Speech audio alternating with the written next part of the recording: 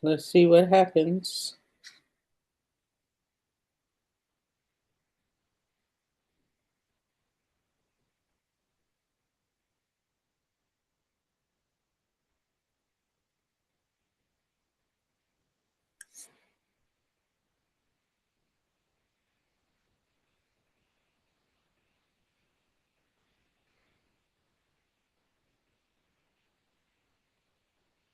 Okay, I think this was the problem I had the last time.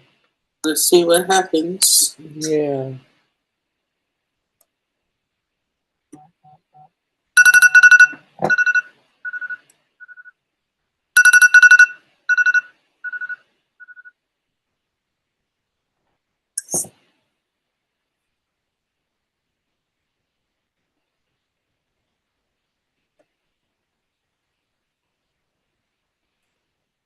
Okay. Okay, I think this was the problem I had the last time. Let's see what happens. Yeah, yes, it is. Okay.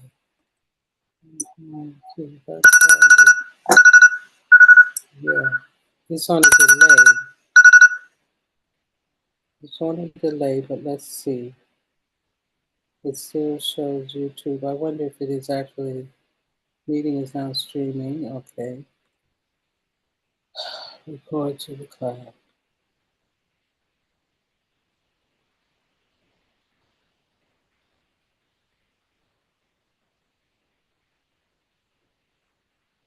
Oh, boy.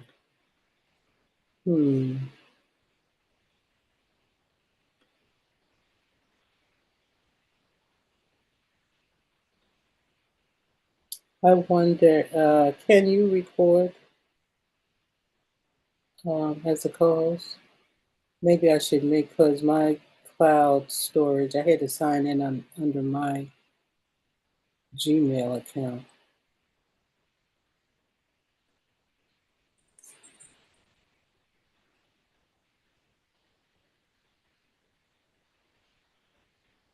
Or I can make you the host, Cheryl.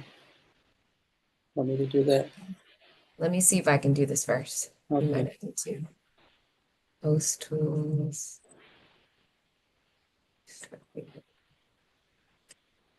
Yeah, you might have to because I don't see the. Oh no, here it is. I have it. This meeting is being recorded. Fantastic. Sounds good. You wanna let's open. Okay.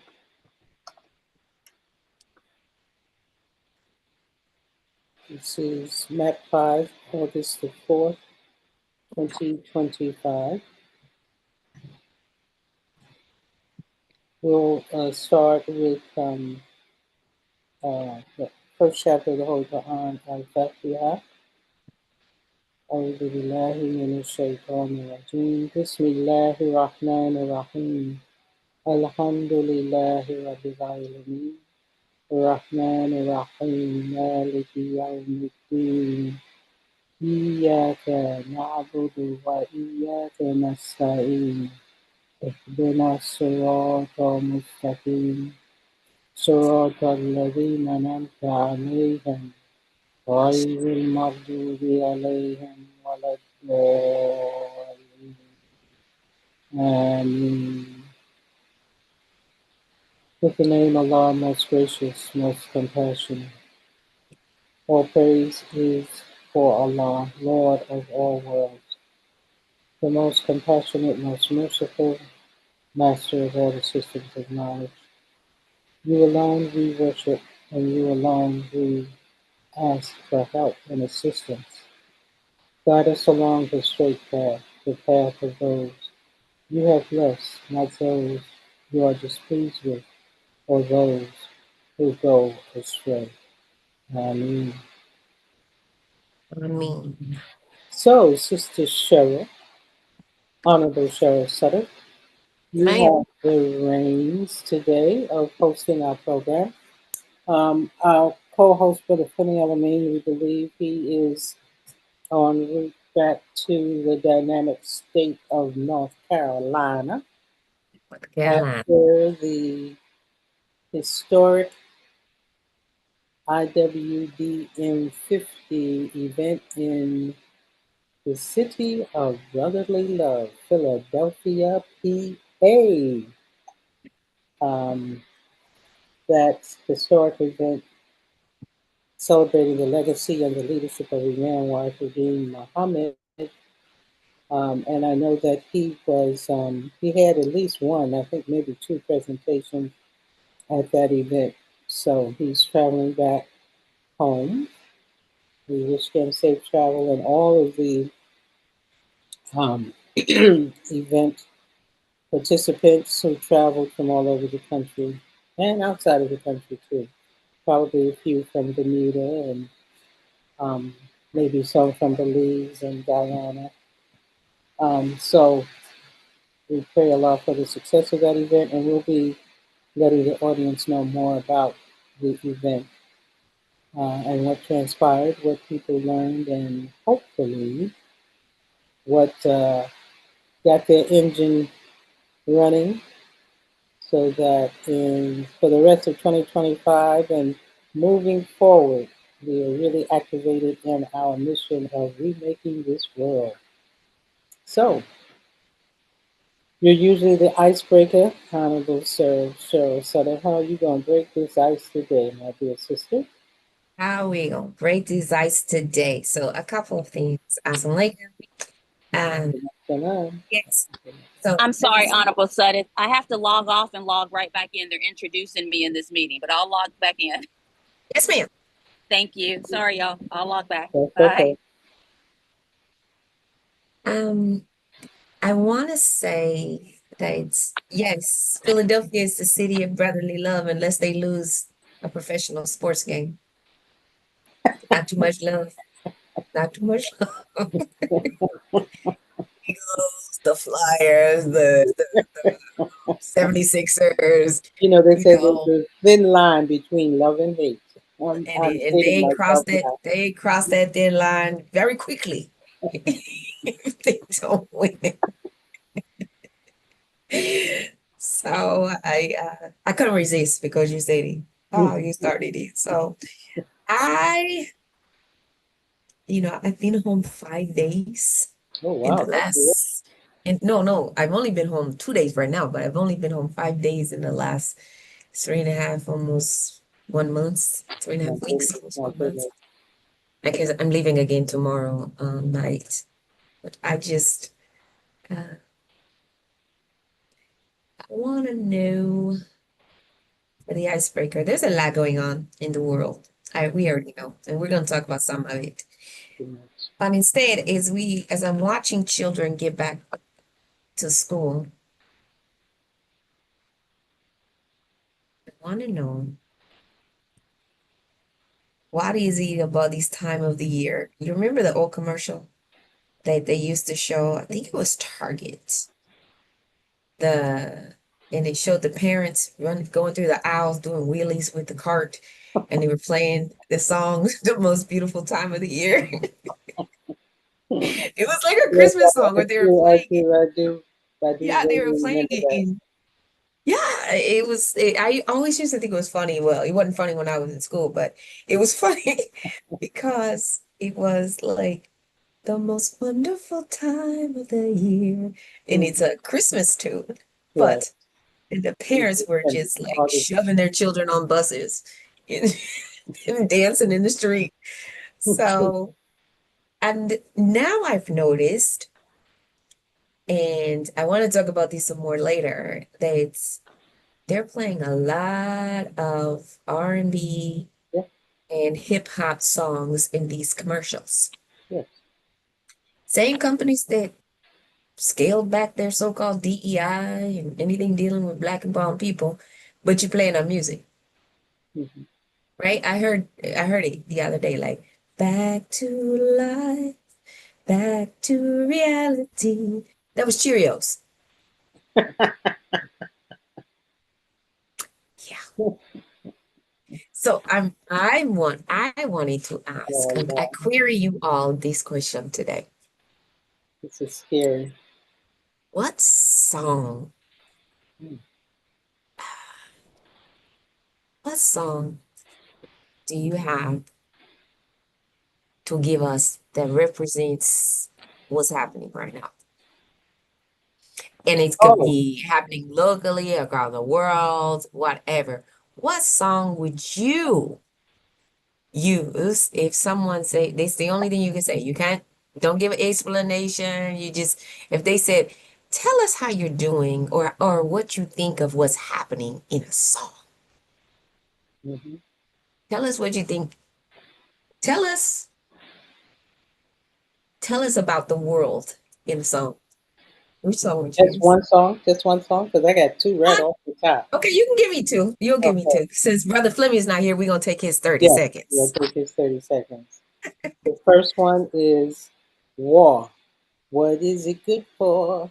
Absolutely nothing, right? That was mine. Okay. That was mine. Yeah, yeah, Uh, yeah. and the second one is Father, Father, there's Ah, nothing. So you see, you I'm took both of mine. That's okay. that was Marvin Gaye. Last week we were hitting on the same We were wavelength, hitting on so I it. guess we're Yeah. continuing. Okay, Marvin Gaye, what's going on? what's going on? I apologize too for my off-key renditions, but you got the message. Uh, I know you're always working, Brother Ishmael, but what song you got for us? Let me see if we can get him off mute. Even if you type it in the chat, if you can. Right. Assalamu alaikum. Walaikum assalam. Yeah, quickly. I just maybe a more recent one. Uh, is it called They Not Like Us? That's Yes, Oh, probably Kendrick Lamar, not like yeah. us. Not like Right. us. okay, Yes. Brother Ishmael. All right. I'll pick something like that. There's so Okay. much going on. Yes. And I'll be back. Assalamu alaikum. Okay. Walaikum assalam. All Right, right. I love it. I love it. That's a good one. Not like us. It's Kendrick Lamar. Look, it helps to have the people in my house who, I mean, I hear all this music all the time. So fantastic. Uh, not like us. Sorry, I'm taking a note. Forgot who sang one. And that's me. Who was it? I said, don't ask me because I'm Oh, terrible with remembering the groups and mainly the lyrics. The melodies ring in my head. But was it? It wasn't the Gap Band, huh?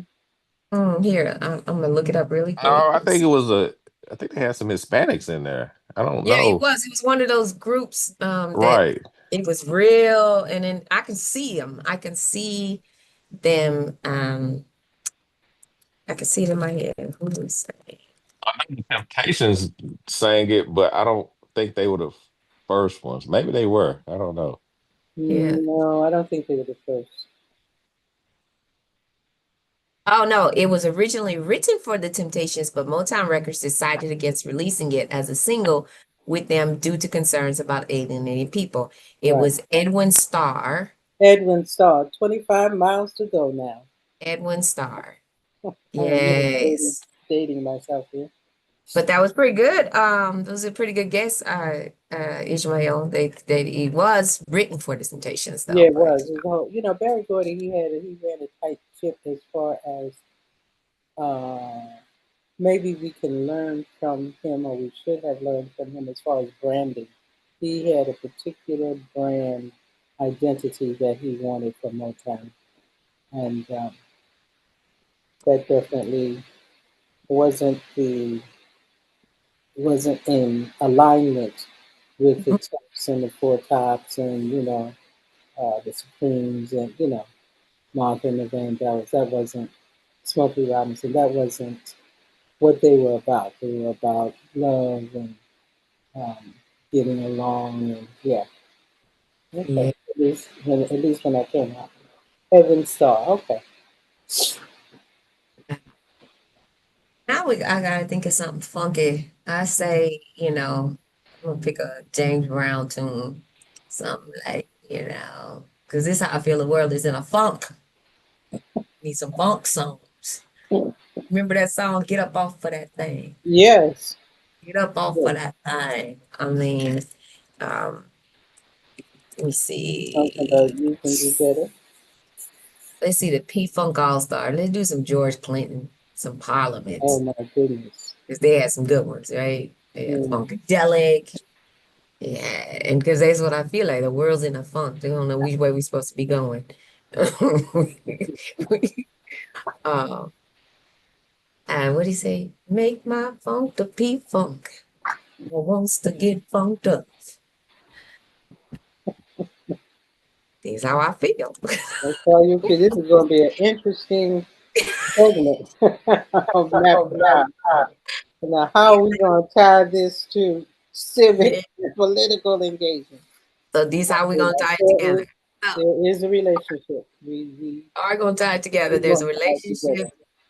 There's always a relationship between because we do a lot of music, right? We do music reflects the times we're in. Music reflects, the people. Is when you think about what was happening back in I think it was the 70s. Are all these songs 70 songs?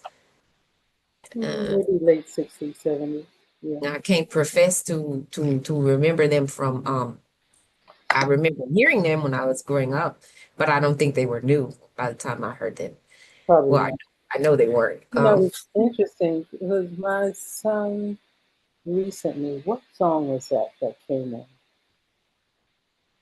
in? I can't think of it. But it's, popular in the late 60s, 70s, and whenever. But apparently some R&B group, or maybe it was a hip hop group, um, what they call sampled it in some song they had. And when the song came on, or I may have even had it on my playlist because my daughter sometimes put these things on my playlist. And Mhm. um, and I said, "Oh my goodness, so and so, whatever the group was, the original group was." And he said, "No, that was so and so." I said, "About Paul, you crazy? That was back in the '70s with so and so and so." And so he's like, "Really? I never knew that. I always thought it was." Oh, and it would be a group that you would know. But anyhow, and so it was interesting to me how sometimes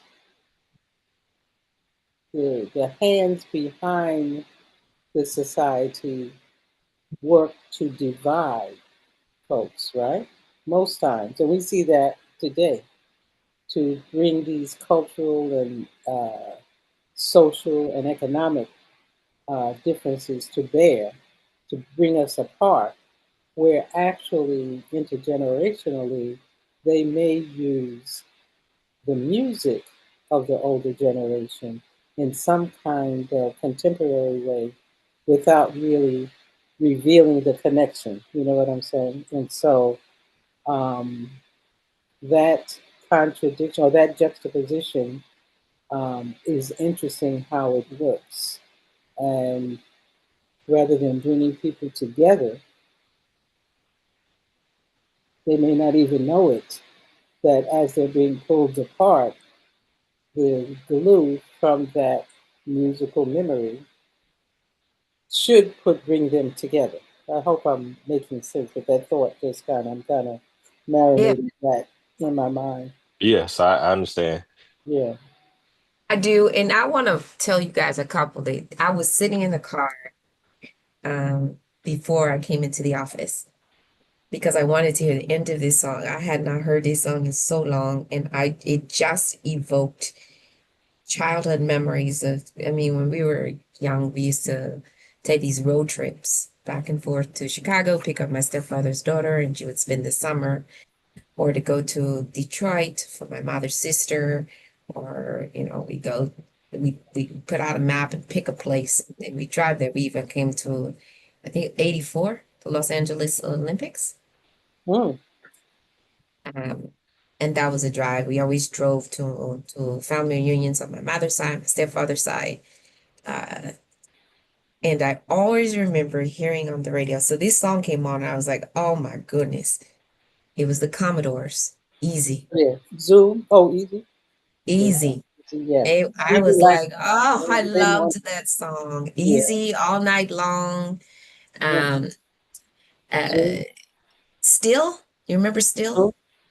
I remember the title, but I can't get the The two. song Still was just because it always reminds me of my grandmother when she used to say, you don't know what else to do, or you're having a hard time, just sit still, right? And then um I it didn't hit me until I was listening to this morning. It was Lou Rawls. Lou Rawls used to sing. I mean, he used to have this voice that even if you didn't want to go to sleep, you're gonna go to sleep because he was like a lullaby.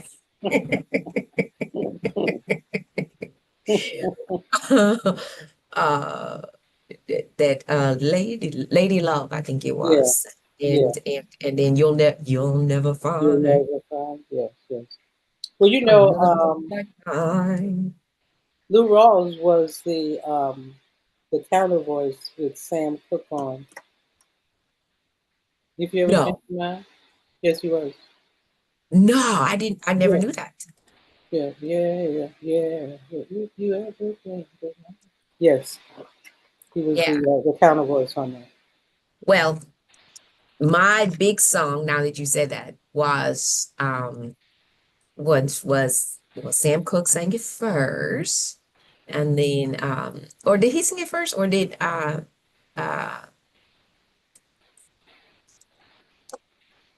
Miss, let me see.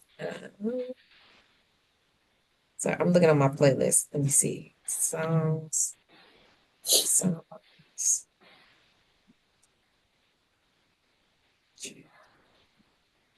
I know Aretha Franklin remade it, but I think it was Sam Cooke said it first. A change is gonna come. Yeah, I believe he wrote it.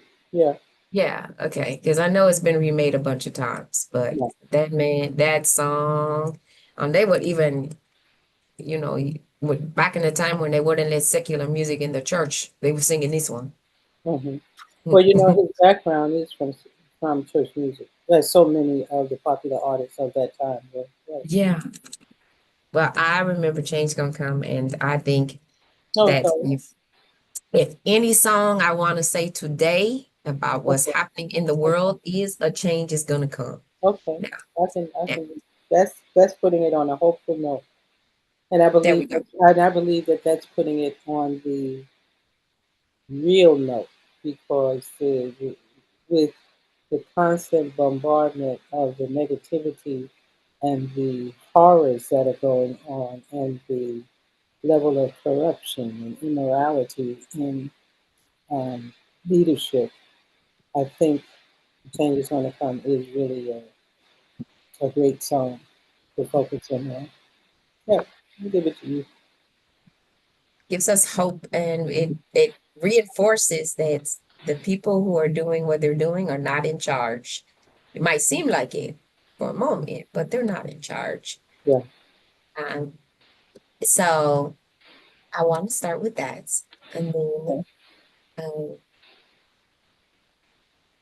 we're going to start today. I sent out a series of Before you start, can I ask a question? absolutely. Because I'm sure anyone who sees this, whether now or later, would have a curiosity of the image behind it. You see a cardboard box Yes, and a young child. it's a child. So, yeah, I was going to bring this up, but I can bring it up now because in the context of we're going to be talking about education today, this is an image that has been seared in my brains because, and it was actually hand drawn in pastel art by a teenager Hmm. for an art contest that of a group that I belong to, environmental group that I belong to. And one of the questions was very similar to the one I just asked you about what do you see in the world's conditions and to make a statement without words. And this makes, the student is a Latina immigrant student and talking about when you look at this, before I tell you, when you look at this, what do you see? Even though you don't see the words, you don't know her purpose behind it. It tells a powerful story Mm-hmm. It of does. what's going on today, which is one Yeah, of the it reasons why I does. picked it, right? Yeah, yeah. Wow, it's a lot. Um, you see the oceans. Oh, I see water. And Hmm. can interpret it as oceans. But the red also suggests to me like volcanoes and upheaval. And um, here, this child is in a precarious box that is torn and used, and she. I got the sense that it was immigrant child, and I thought about the separations of children, the dangers that people go through to try and get to this country. And this box is all torn up and used. So that kind of lends more to the insecurity of it all. But yet the child is sleeping peacefully. And on the markings on the box, I think is significant, even though I don't know what all the markings mean. But maybe it was some kind of electrical stuff that was in it, or some kind of, you know, can't say VCR, but some kind of electrical kind of stuff. It's very detailed. You said this was hand drawn. What a Yes, talent! What a and it's talent! using it is using, if you look like right on the front edge, you can see that it's using, or the edges is actually cardboard. So it's using some mixed media.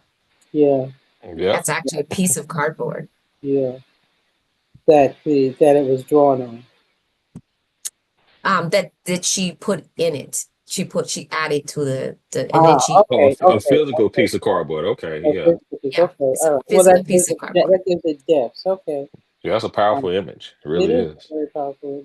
Yeah. What do you think about it, Brother Ishmael? What comes to mind when you see it? What what comes to mind is that cardboard floating on water.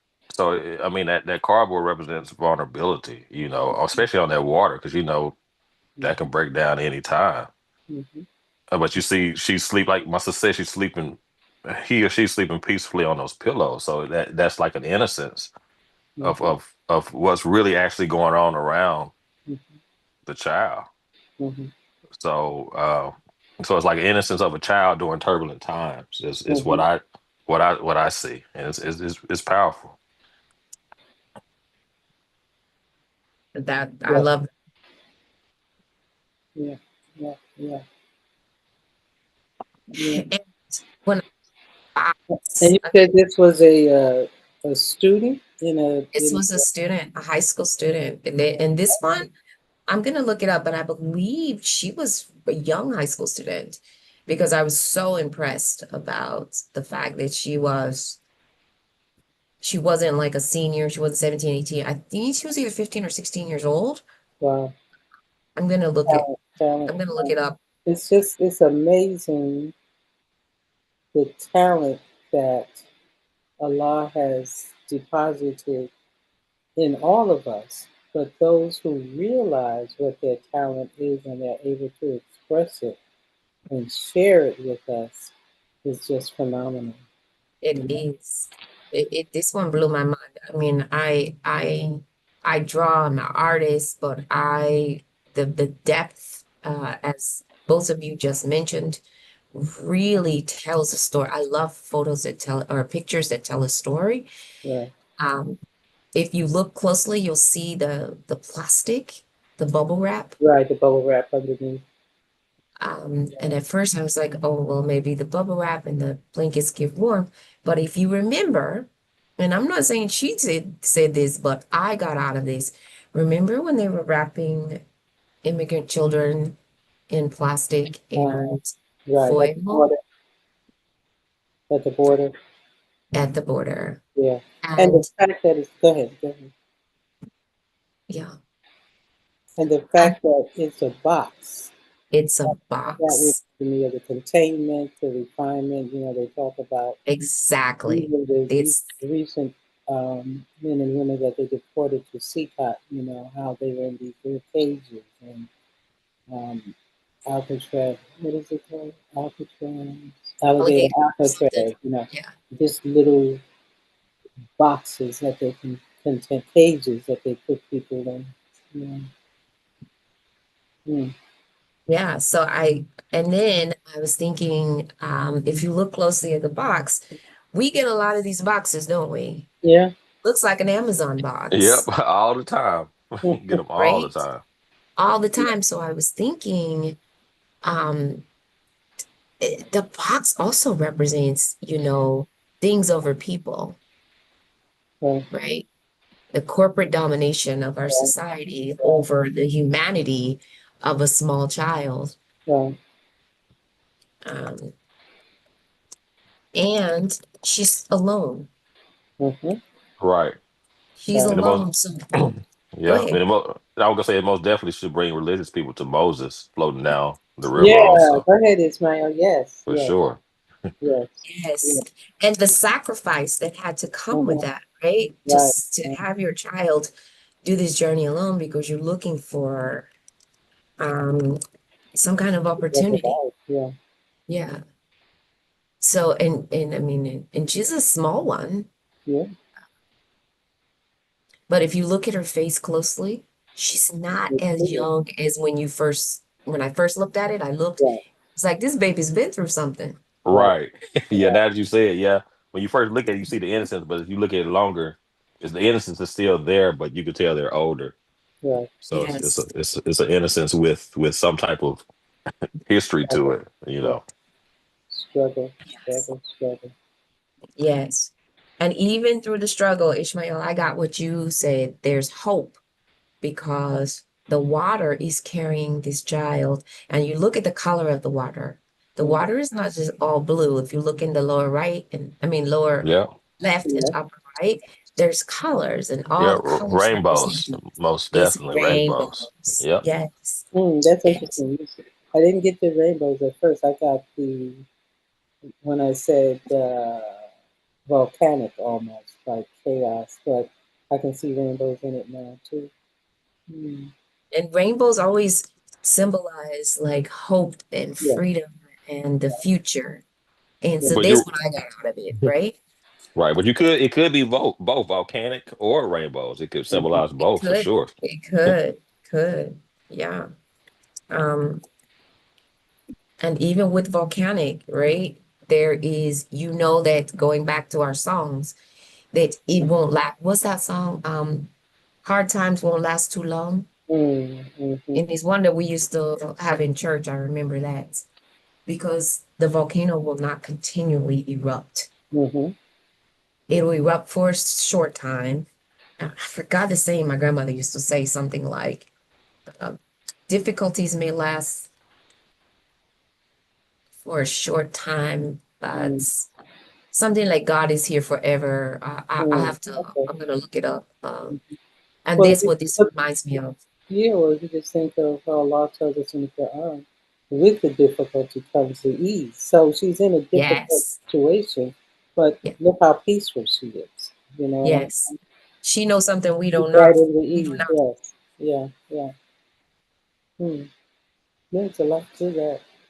Yes. And when you first look at it, you're like, oh, that's a really nice photo. It's pretty. And then I started looking at it and thinking, you know, the climate change has Right. caused some of this. Look at the ocean. It's not pristine as you would think Right. it should be. Right. It's displacing a lot of people, right? The climate and Right. the social issues in some of our countries Mhm. are displacing people. Right. Um, and then you start looking deeper at it Yeah. and you realize that there's a lot going on that she's saying without saying it. Yeah. Mm. So it's displacing people, it's displacing families, and Yeah. and even though she might not even know where she's headed, Maybe. Maybe. it's that trust the Maybe. process kind of thing, right? Right. Right. Right. Let the water carry you where it's going to carry you. Yes, Like you the can't. winds are gonna carry you. Yeah, yeah. Um, and if you even just think of the flooding that is occurring all over the world, so it doesn't necessarily have to be. Think of the recent floods in Texas and all of Mhm. the children, the young girls who were affected by that flood, lost their lives. Yeah, Yes. a lot in this piece of work. And I wonder, the artists, do you know what school this was from? What school had this competition? I don't, it wasn't a school competition, it was an organization that I'm part of, one of the STEM Oh, okay. organizations I'm part of. Oh, But okay. let me see, I'm seeing if I can Well, find it. I'm just, since we were going to talk about education today, I'm just wondering how the talents, the varied talents of students is number one, recognized, encouraged, and nurtured in the different educational institutions, and do we see that going forward? Several years ago they cut back budgetary allotment for the arts in most schools. You know, band and symphony and um, artistic lab work. So many popular creative people, they didn't do well in the academic setting, and uh, their outlet for expression was through, whether it was music or writing, writing, some of them writing, um, or spoken word, um, presented the outlet that they needed. And I just think about students who might be in an environment that doesn't support that alternative Hmm. expression. How are they faring in today's education world? Or are they faring? Especially after, and we spoke about this yesterday on our board meeting, especially um, looking at the impact of the whole COVID and the lockdown and all of those things. Just Yeah, you're bringing up a lot with this image that you chose today. yeah, and it's interesting because the same contest, there was not just, so it was oil paintings or sketches or mixed media, which is, but they also had a short film. It Hmm. was like a 2 minute, 2 to 5 minute short film, two different categories. Mm-hmm. They had um, poetry and song Mm-hmm. uh, as categories. So, and they came from all over the country, these students. Oh, So okay. this is, it was for me, it was just very nice to see. I think that the arts have a huge place in our society, even though some may not value it as much. But, it was just such a, just looking at the artwork, and I'll show you guys some more artwork in different, in other meetings, but other of our podcasts. But it does evoke that for me as well about, okay, so what are we doing to encourage children, right? Her name is, okay, she called it Climate's Orphan. This is the name of it. Mm, It's okay. called Climate's Orphan. I just found it in my folder. And Mm, she won the gold prize, and mm, it was from Jung Wong Namgung.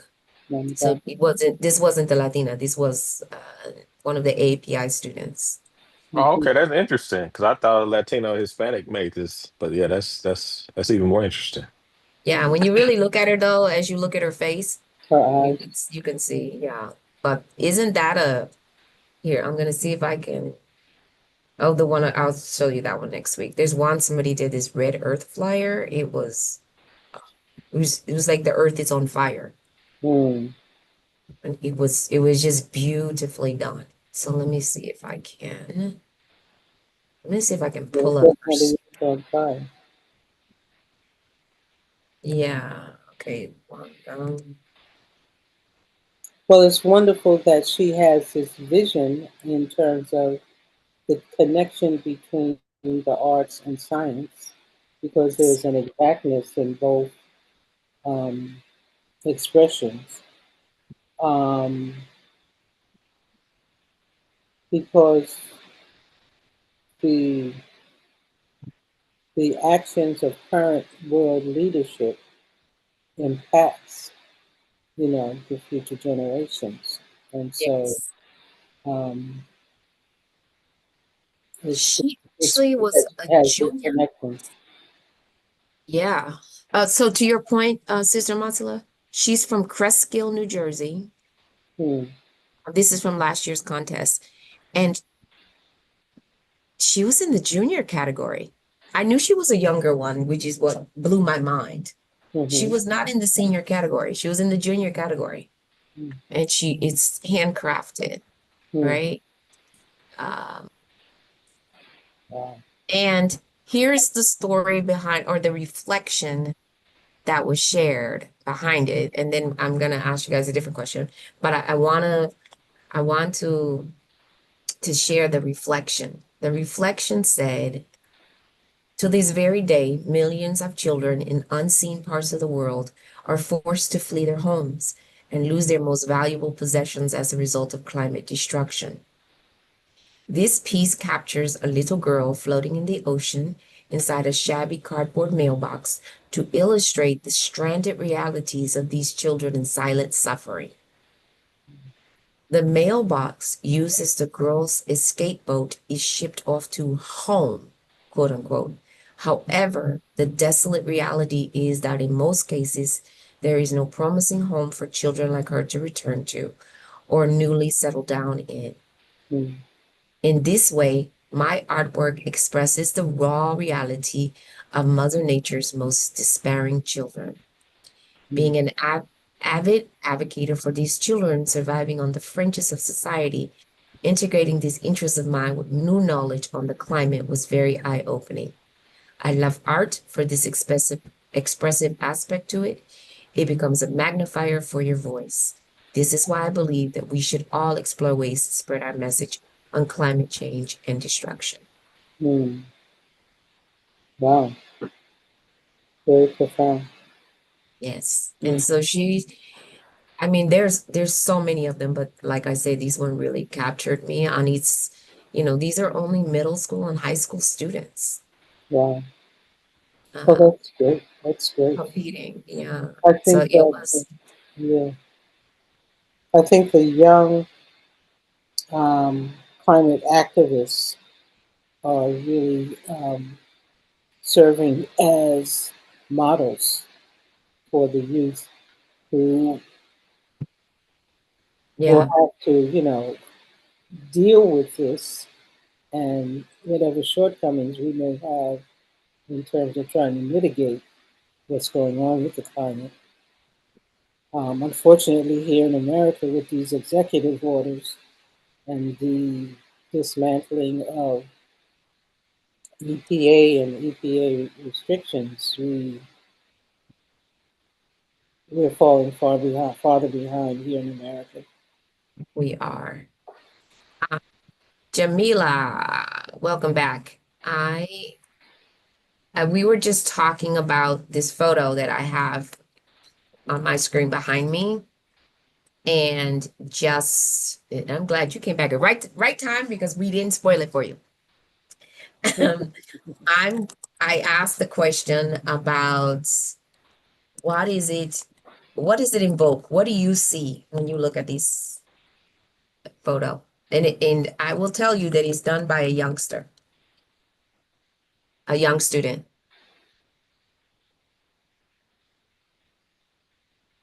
You're on mute.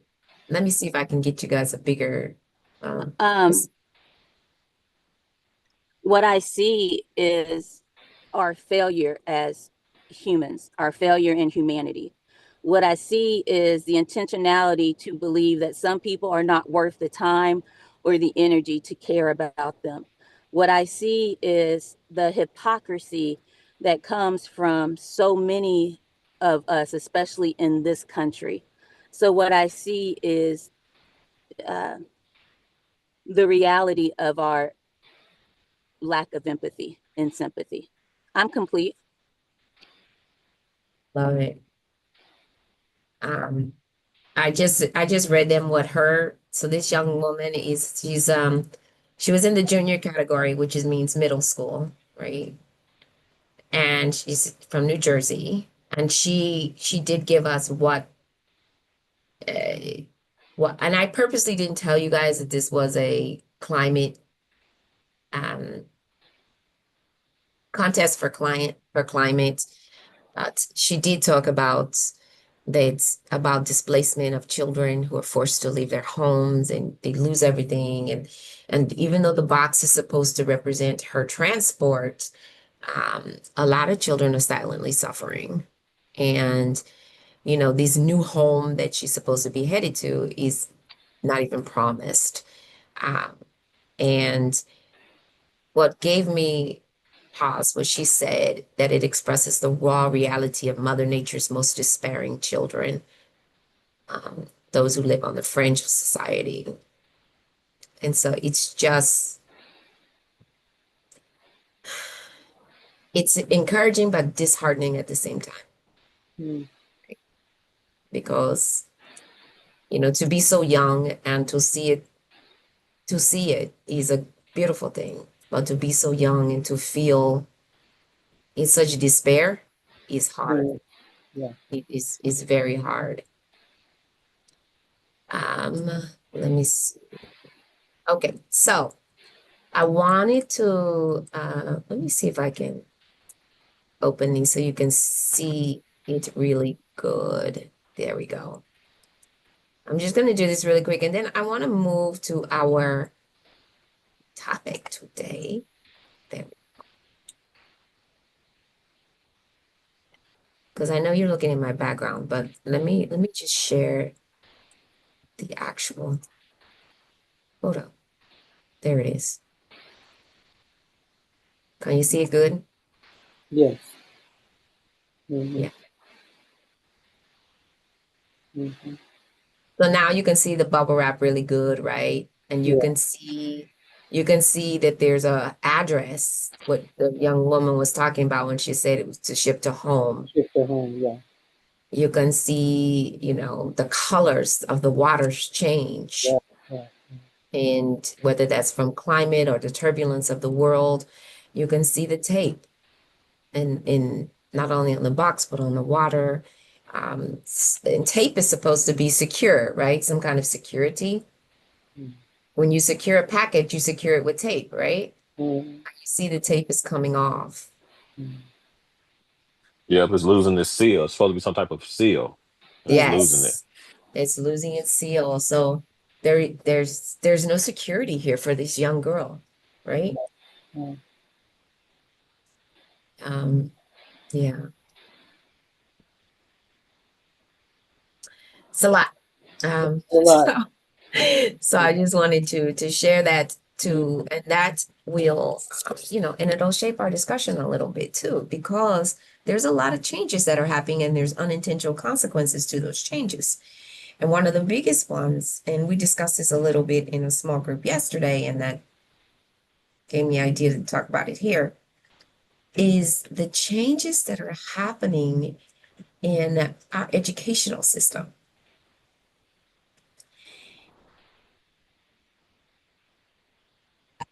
Ishmael, Jamila, all three of us have had children who were students at different levels during COVID.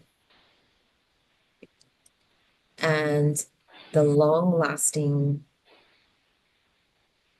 scars, and I'm going to call it scars. I don't want to call it impact because they were harmed. The children were harmed, the students were harmed, of how the world handled COVID is just having such profound impact on our children's emotional, psychological, mental, and educational stability. So I wanted to just take a moment to talk about that. I wanted to get some feedback, first of all, from the two of you who I know both of you had children going through this. And I think it was because my daughter still would have been in that group had she not been 2 years ahead. But she became in that group beginning of college. It was hard. So tell us something that you learned about. There's two things I want to ask. First, how was that experience with your children, especially the ones who were in high school, middle school and high school, but mostly high school, because they missed so much. They missed proms and homecomings and a live graduation, right? How was that experience? Trustee Smith Folds, you want to share? So interesting that the babies born in 2020 are now starting kindergarten. So those that were born in COVID in 2020 are now, after March 2020, are now starting kindergarten. So that's one interesting fact, or reality, right? For my own personal children, my oldest was in ninth grade. So she was in ninth grade, March 2020 when it hit. So her whole kind of high school career got shaped from COVID, because when they went back to school and wearing masks, and when they went back to school to this being the first time they've had prom or the first time they had anything since 2020. So all of that kind of predicated on that. My middle daughter was a sixth grader in middle school. So she was beginning middle school when it happened. And my baby daughter was a kindergartner when it happened. Now, my last two kids, the kindergartner and the middle schooler at the time of COVID, they were homeschooled. So they already understood a little bit of keeping your own schedule and doing something on the computer and having a little alternative way of educating, right? My oldest daughter wasn't as much impacted because she is a isolated learner.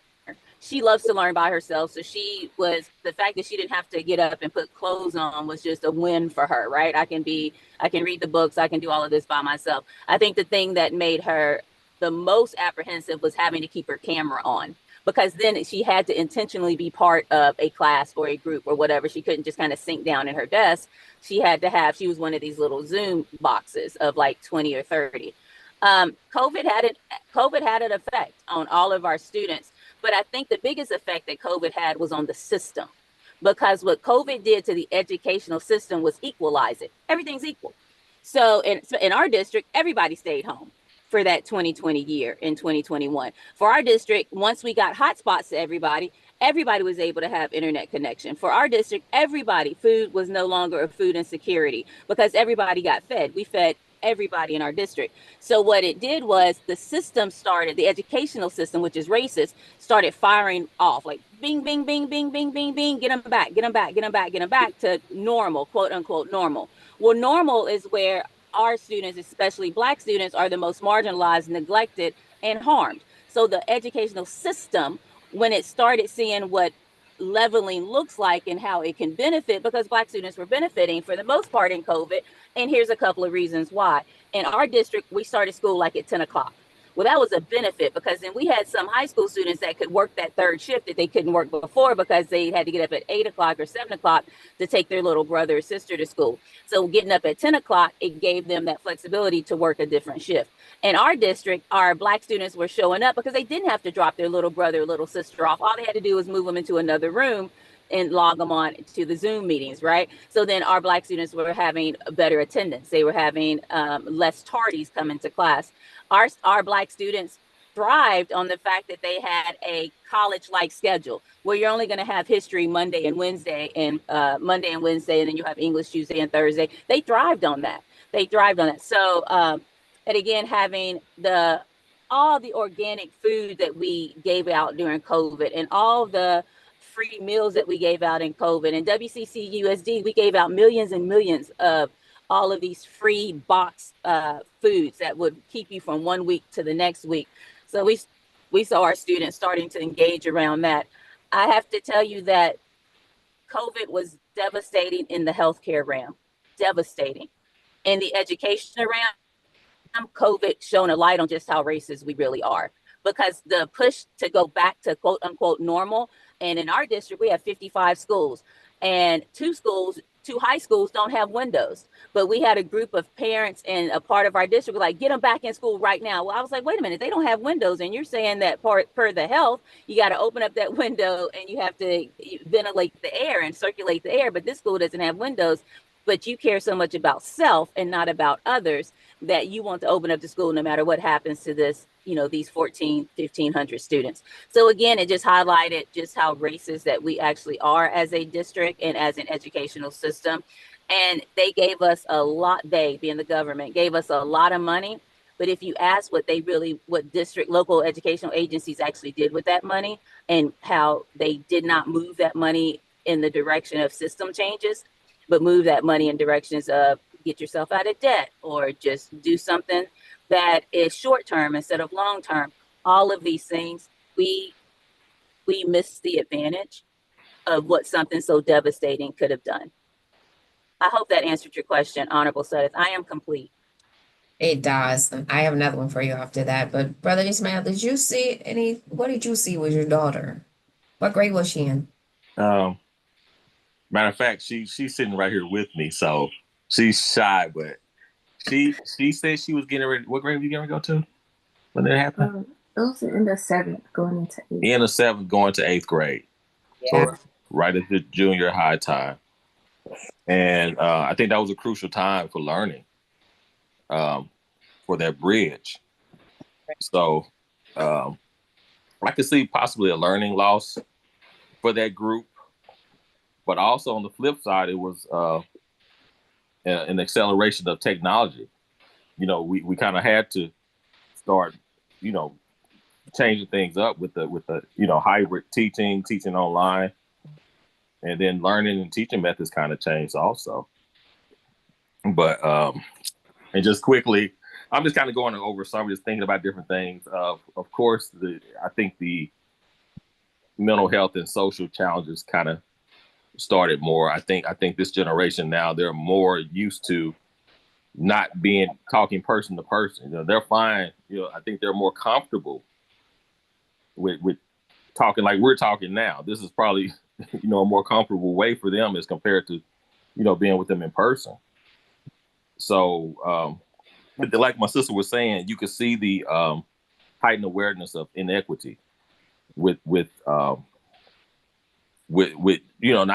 even having reliable internet, not having reliable computers. So along with the schools, you can see a big inequity in the different dynamics of the different schools. So those are just some of the quick things, and then I'm here to listen. I think that's both of you hit on something that was key because I remember. Honorable Sudeth, when you finish your point, I'd like to make a comment. Oh, I want you to go ahead and make one. I'm interested in hearing what you have too. Okay, I'm going to come from the opposite end because my daughter was teaching at the time. That's right. She was teaching at the time. And there was an impact on her in terms of it was at a charter school, some frustrations with not all of the students had reliable access, online access, trying to navigate that with the home and the school administration was something that she had to overcome.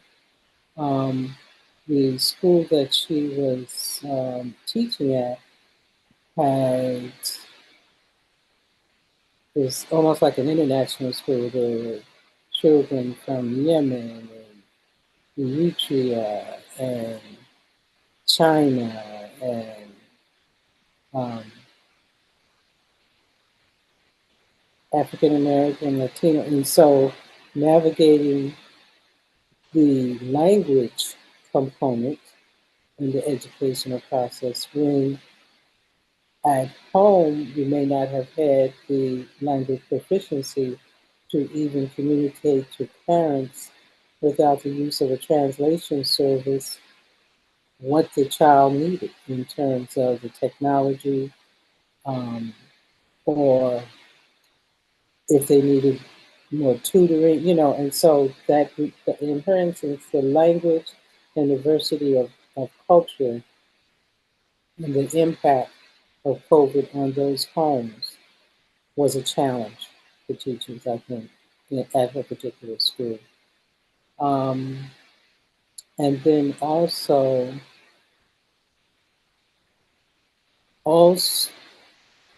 she ran into the problem of a few students who they were gamers. And so this whole technology thing, they'd be up to 2 or 3 o'clock in the morning gaming and not doing their work, And so that was a challenge. And then the parents trying to monitor that. And in the same class, you may have children who don't know anything about gaming or whatever, and they're struggling with dealing with just the basics of the technology in an educational environment. So you had that kind of dichotomy going on, as well as the different academic levels that you have to deal with in the classroom. And as Trustee Smith Foles mentioned, um, you have a class of maybe 25 or 30 students. Now, um, as a teacher, in the classroom, it's a challenge alone when you're right there with them one to one, like Brother Ismail mentioned, to get them engaged in that classroom setting. Now, when you have this virtual classroom, it's easy for students to get lost, even more so than in the classroom.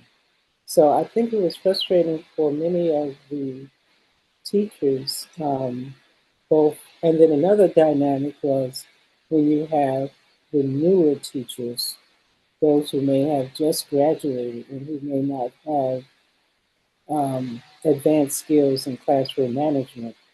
How do they deal with that classroom management in the virtual world? So I think it was challenging for students and teachers. And as I mentioned to you yesterday, Cheryl, I'm concerned because I've read articles of stats about the level of depression, suicide tendencies, um, alienation from people that that whole COVID experience um, imprinted on the students, and especially maybe the younger students. How do they now come? How do they overcome those challenges? And if the different districts, are they really paying as much attention to um, those factors as to test scores? And of course, they impact test scores, but what is being done? And then I also have a concern with the chaos on the federal level with the Department of Education. How are we going to navigate all of that? What solutions are being looked at to deal with this with the student population? Excuse me. Yeah, I I recall your daughter with as a teacher, and I recalled listening to, and I know Rusty Smith Folds is also an educator, and those friends I have who are educators had their own struggles, right? Because they weren't just educators, they were also parents. And so they were struggling on two fronts, struggling as a parent to work with their own children, and then struggling with the struggles of trying to get children who, and this is not just the children with IEPs or who, I mean, there was some unknown disabilities discovered during COVID, right? These same children who we thought were, doing all right, and I say that in quotes, who were average to B plus students were struggling. I mean, I know I've told you guys this on the show before. My daughter is a child, she's a little genius, but she struggled. And she didn't struggle with the work. The work itself was not the issue. She struggled with the isolation because it wasn't just being isolated from your friends, it's also being isolated in the same house because everybody was cordoned off, right? My husband had COVID, so you stay down there, stay away from me. I had just had back surgery, so it was like, I'm not going up and down the stairs. I'm not doing anything, right?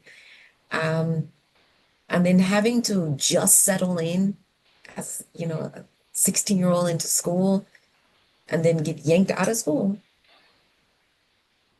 And my son had the same struggles.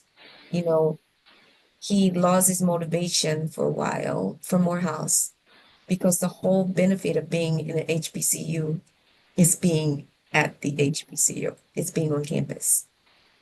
And to have to only be there for 2 years and then you're facing the prospect of spending, your last years of college online. And our house is a little different because I've always done meetings online, whether it was, Zoom or some other virtual platform. I had been doing them for a while because I come from tech. But it was still hard. And it was a hard adjustment. So, because it came so abruptly. You went to school one day and the next day they tell you they're shutting down the campus and you got to go home.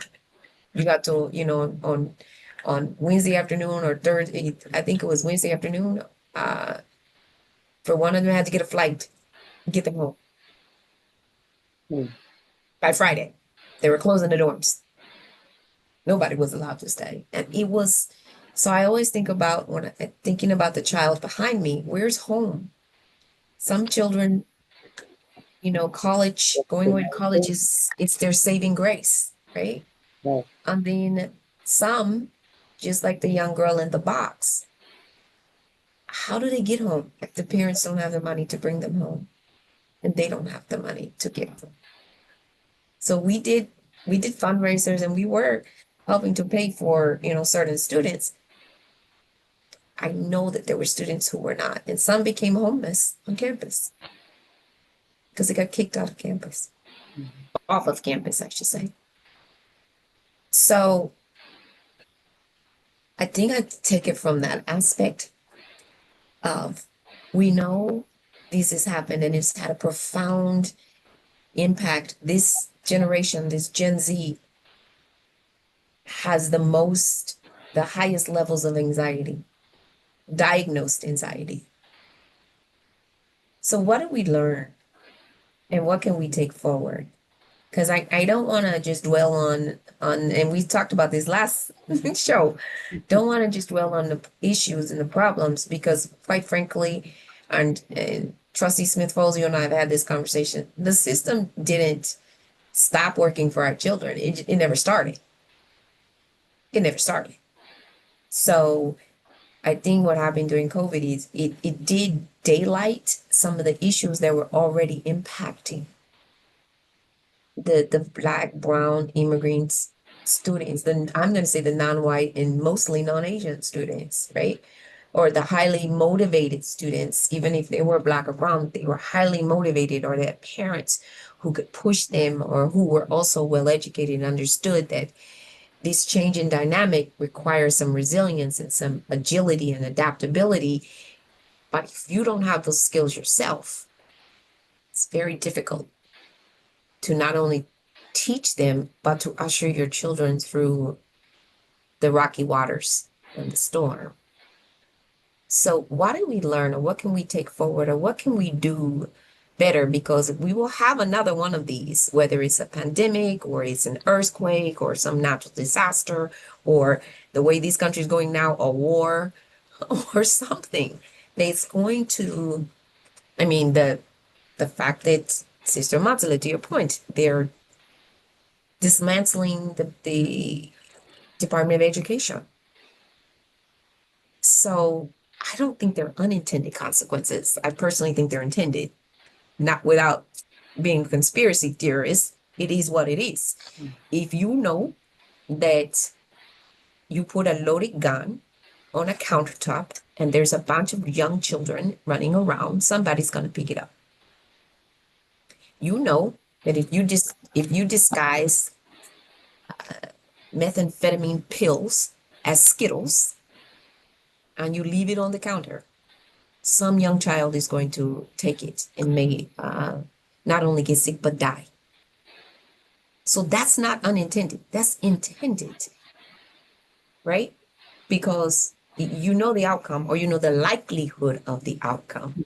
Probability. The probability, yeah. Thank you for that. And you do it anyway, right? So is it unintended? In Trustee Jamila, I'm gonna say something that we always talk about. If you speeding in the carpool lane and you all by yourself during commute hours, right? And you get pulled over and stopped and you get a ticket, don't act like you knew. It's a consequence, right? But you were willing to take it because you were late or you need to pick somebody up or whatever. But you're willing to take that chance. Maybe I'll get caught, maybe I won't. So what do we learn and what can we do? How do we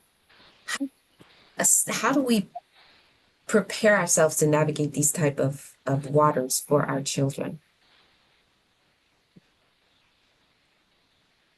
I think that the one thing that we have to understand as parents is it is not an option for you to be involved in your child's education. You don't get to opt out. You don't get to give them to a system that tells you that they hate them without your eyes then having to be on them. That's part of it.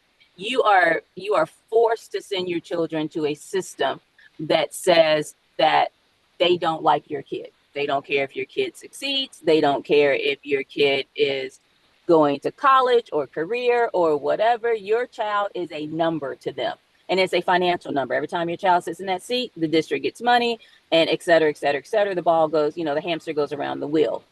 You don't get to throw your kid in that system, even though you have to, and then turn around and say, hands off. As a parent, you don't get that option. You have to stay involved. So many times that I was a teacher in 2020, and I was teaching on Zoom, and you would have a parent come in the room and then stop and listen and get engaged and then, step out and come back. We had one of the highest parent engagements during COVID because they didn't understand what was happening. So they had to get just as involved as their children because they were all learning. Everybody was learning, right? Everybody was trying to figure this thing out. And you saw the highest parent engagement in our PACs, parent advisory committees. You saw the highest number engagement at school boards because parents were watching the school board now because it was online.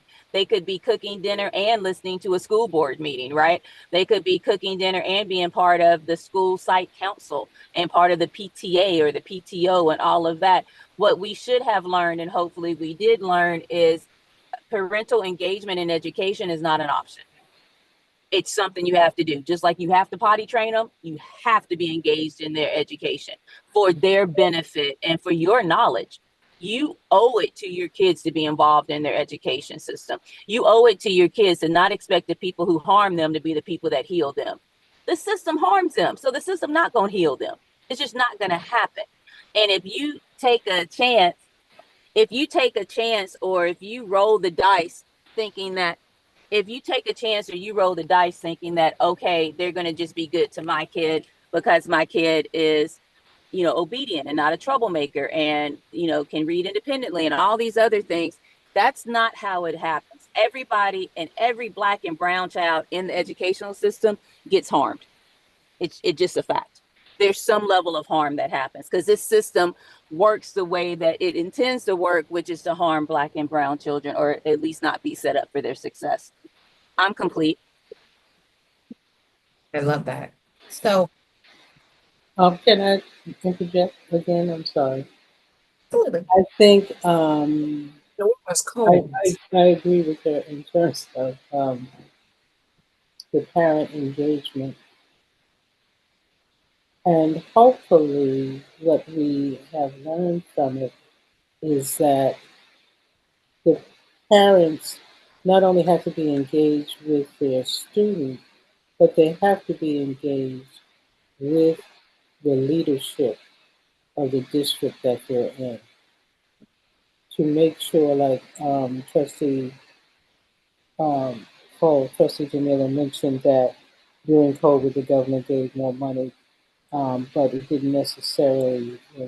What I got from what she said was maybe they didn't make the best use of the money, the additional money that they gave to, rather than to strengthen the administrative, operational side, the academic side, the instructional side.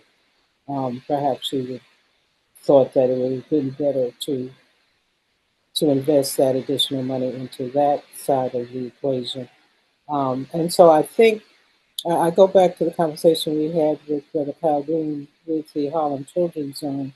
The approach that their model used was they were on the ground with the parents and found out first what the parents wanted before they looked at how they would structure um, their their project.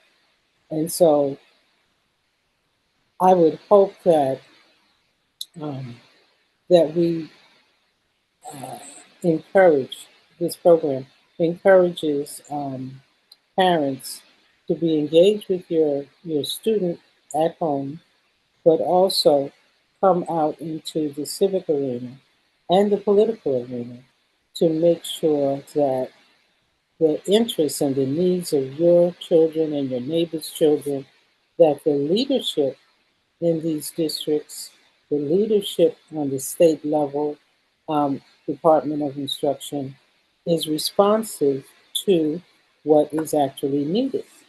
And so it's not too late, I think, now to express concern that you may have if you still have a student who is going through, you know, the public um, educational system to express concerns, but not only concern, to move the boards and the state leadership to come up with, to work with the parents, to come up with the solutions to some of the problems that have been identified.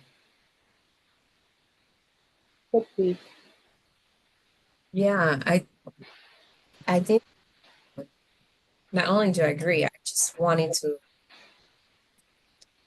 to emphasize that a system which is built around you adjust to me, you adapt to me, right?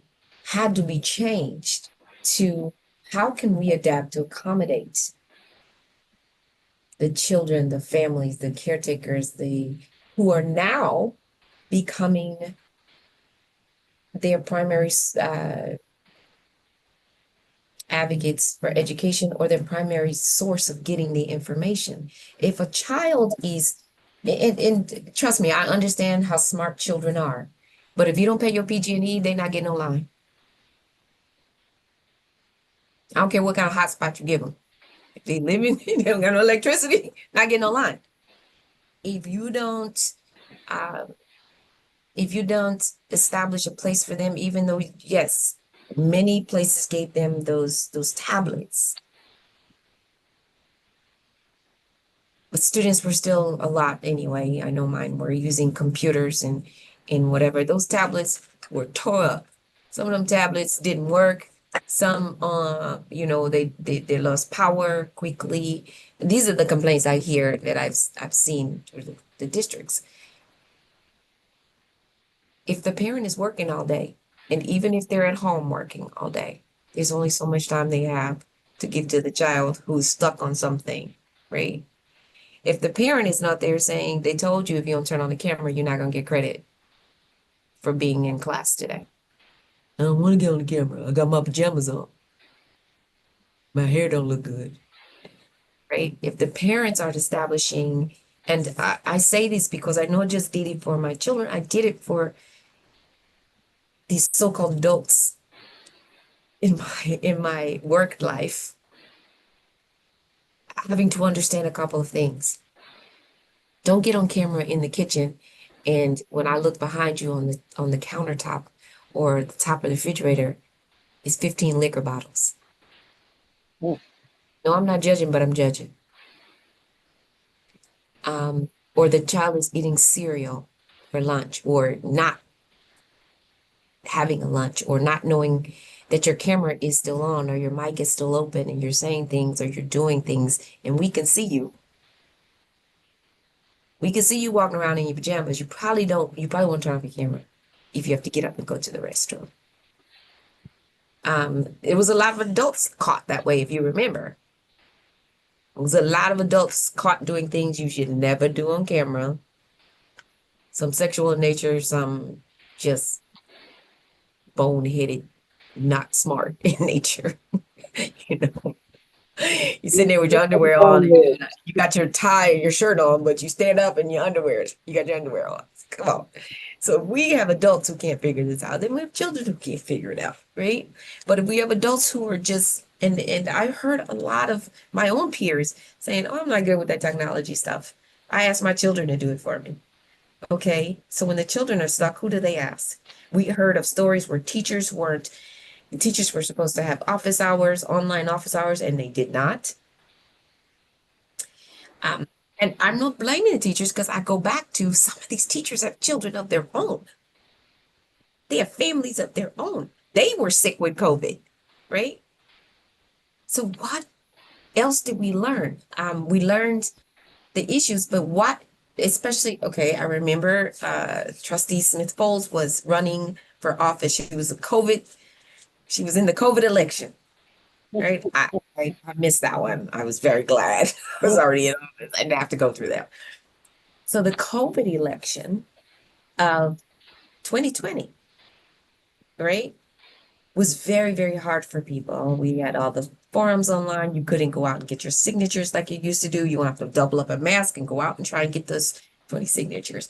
But you made it through. But what did the experience help you bring as far as policy? Like, again, I'm going to say this and then I'm going to relinquish it. Again, if you have hybrid meetings where people don't have to show up and they can still, bathe the small child and listen on their phone or in an earplug, and I don't have to lug all of my children to a school board meeting that doesn't end until 11, 12, 1 o'clock, and nobody eating dinner, right? And they still haven't done their homework and they're sitting on the floor. I've been to enough school meetings. I've seen them. They're sitting on the floor trying to bend over a folding chair trying to do homework because mom is really trying to stay involved in the school meetings. They're at PTSA sitting on the floor doing homework while you're at PTA meetings. So what did we learn, or what can we do better in, making sure we have open, transparent, accessible, even when it's language or people with disabilities meetings? What did you take with you from that experience into your role now? I took exactly what you were talking about. Has to be a level of unreasonable hospitality, right? How do you meet the needs? How do you say in your first and last sentence, how may I help you? And did I help you? Right? How may I serve you? And did I serve you? So one of the things that we took, again, is maintaining hybrid meetings, maintaining a level of social distancing when we're in a packed room, right? Maintaining the level of cleanliness, right? I think that we all learned in COVID that none of us washed our hands correctly unless we were a surgeon, right? And or you, Honorable Sudeth, I know you washed your hands correctly before COVID, and my daughter, but most of us did not learn that there is a time limit on how long you wash your hands and to wipe things down. And For us, we have to have our teachers and our administrators go through a Keenan learning modules, and those are because of our insurance. Well, now some of those Keenan modules deal directly with COVID. They deal directly with airborne pathogens. They deal directly with what do you do when you spot these signs? Is it allergies or is it COVID? Right? We all became mini medical doctors. Now, to that betterment or worse, that is what it is, right? We found some holes in our system because we found that now teachers use it as an excuse to send kids out. Well, you look like you sick, Billy, so get out. So instead of doing defiance, because they used to send Black children out on defiance, now they would send Black children out. Is that a sniffle? Go to the office. Is that so? We found that it also could we found that any part of a system that is systematized can be just impregnated with implicit biases, right? Impregnated with the racist policies and procedures that want to maintain the status quo. So we found that we have to intentionally push back. We have to be intentional about it. What does it look like when you're sending a child home with COVID? This is one of the things that happened. You have a middle schooler that you send home with COVID, but what about their high school brother or sister? What about their baby sister that's in elementary school? Now, does everybody have to go home? Or because they're in that same house, they can still come back to school, right? Brother may have went home, but now the other ones can go. There are so many questions that we didn't even think of. So many dynamics that the school system didn't even understand. The school system didn't understand the reality of food insecurity. They didn't understand that. And if they did, they intentionally didn't understand it, right? So I believe a lot of it was weaponized ignorance because we should have known. You should have known that children thrive more if they have built-in brain breaks. And children thrive more if they're able to sit and breathe and center themselves before they have to dive into a lesson. All of those things should have been what we should have known, but now they need to be what we don't let go of. We have to change the attitude of what we consider to be normal education because normal education wasn't working in the first place. I'm complete. So stay there. Don't go on mute because I have something for you in that realm, right? We also found, and I found this working with Alliance for Girls. We did a whole survey and it was all across the country. And then we did one specifically for Northern California, from Sacramento, all the 9 Bay Area counties. And along with food insecurity, the number one thing that girls named was feminine products. They weren't able to get them. Their parents were like, I don't feel like paying for all that. I don't have no money for that. And so they got most of their feminine products at school. They got them at school. And this is Yes. from middle school, mostly middle school and high school girls. And so one of the things we did was, and this what we coordinated with the schools, but it started from these girls. And they came to me and they asked me, what can we do? Because I do a mentor program with them. And I said, well, when they're giving out bag lunches, they can give out a bag of feminine products. So let's talk to them. And they did. So this was girl led, just to let you know, the adults, we just supported it. And they did. We started with San Francisco Unified School District and then Oakland. Then by the time you knew it, all the 9 counties and then Sacramento, all the way to Sacramento, agreed to do this. And we agreed to not ask questions. If you need 2 bags of a little boy come and he needs a bag for his mama or his sister who not there, give it to him, right? Because that's what was happening. Parents were actually saying, go get the food because you have to drive up, get the food and grab me one of those other bags too. You get the food in the brown bag, you get this feminine hygiene products in the white bag. At the time, we were also fighting for the tampon tax at the state legislature, which did pass, by the way. But the one other thing that ranked higher than anything, even the food insecurity and the feminine products, the highest ranking thing was they lost a sense of security. For some of the girls, when they told their stories, their homes were not safe places for them. So they found a safe haven at school, whether it was a teacher or an older student who was a good friend or the nurse at the school. So some of the girls, when they went home, they were They were not only personally abused, but they witnessed abuse in the home, which caused them to withdraw. And I still have the picture of the young lady on the Zoom call who said that. And when she did, there was like 100 girls on this call. The other girls started putting their names and numbers in chat. Said, you call me when you feel, she was feeling suicidal from having to stay home. And it was it was very one thing. interesting. Honorable Sutton, it was very interesting because that's something that we had to talk about during policy. If a child had their camera on and we saw a parent hit them, what is our now responsibility as mandated reporters? Now we're in their home. We're in their home, but we have made it a requirement to be in their home. And we have made it a requirement that if they don't turn their camera on, then it's attached to their grade. It becomes punitive if they don't turn their camera on. So if they do turn that camera on and we see that they're in a unsafe housing environment, what is then our responsibilities as mandated reporters? It was something that really had to be fleshed out and talked about and figured out. And they did that. They had to do it on the fly because the whole world shut down in 2020, right? And these things kept coming up.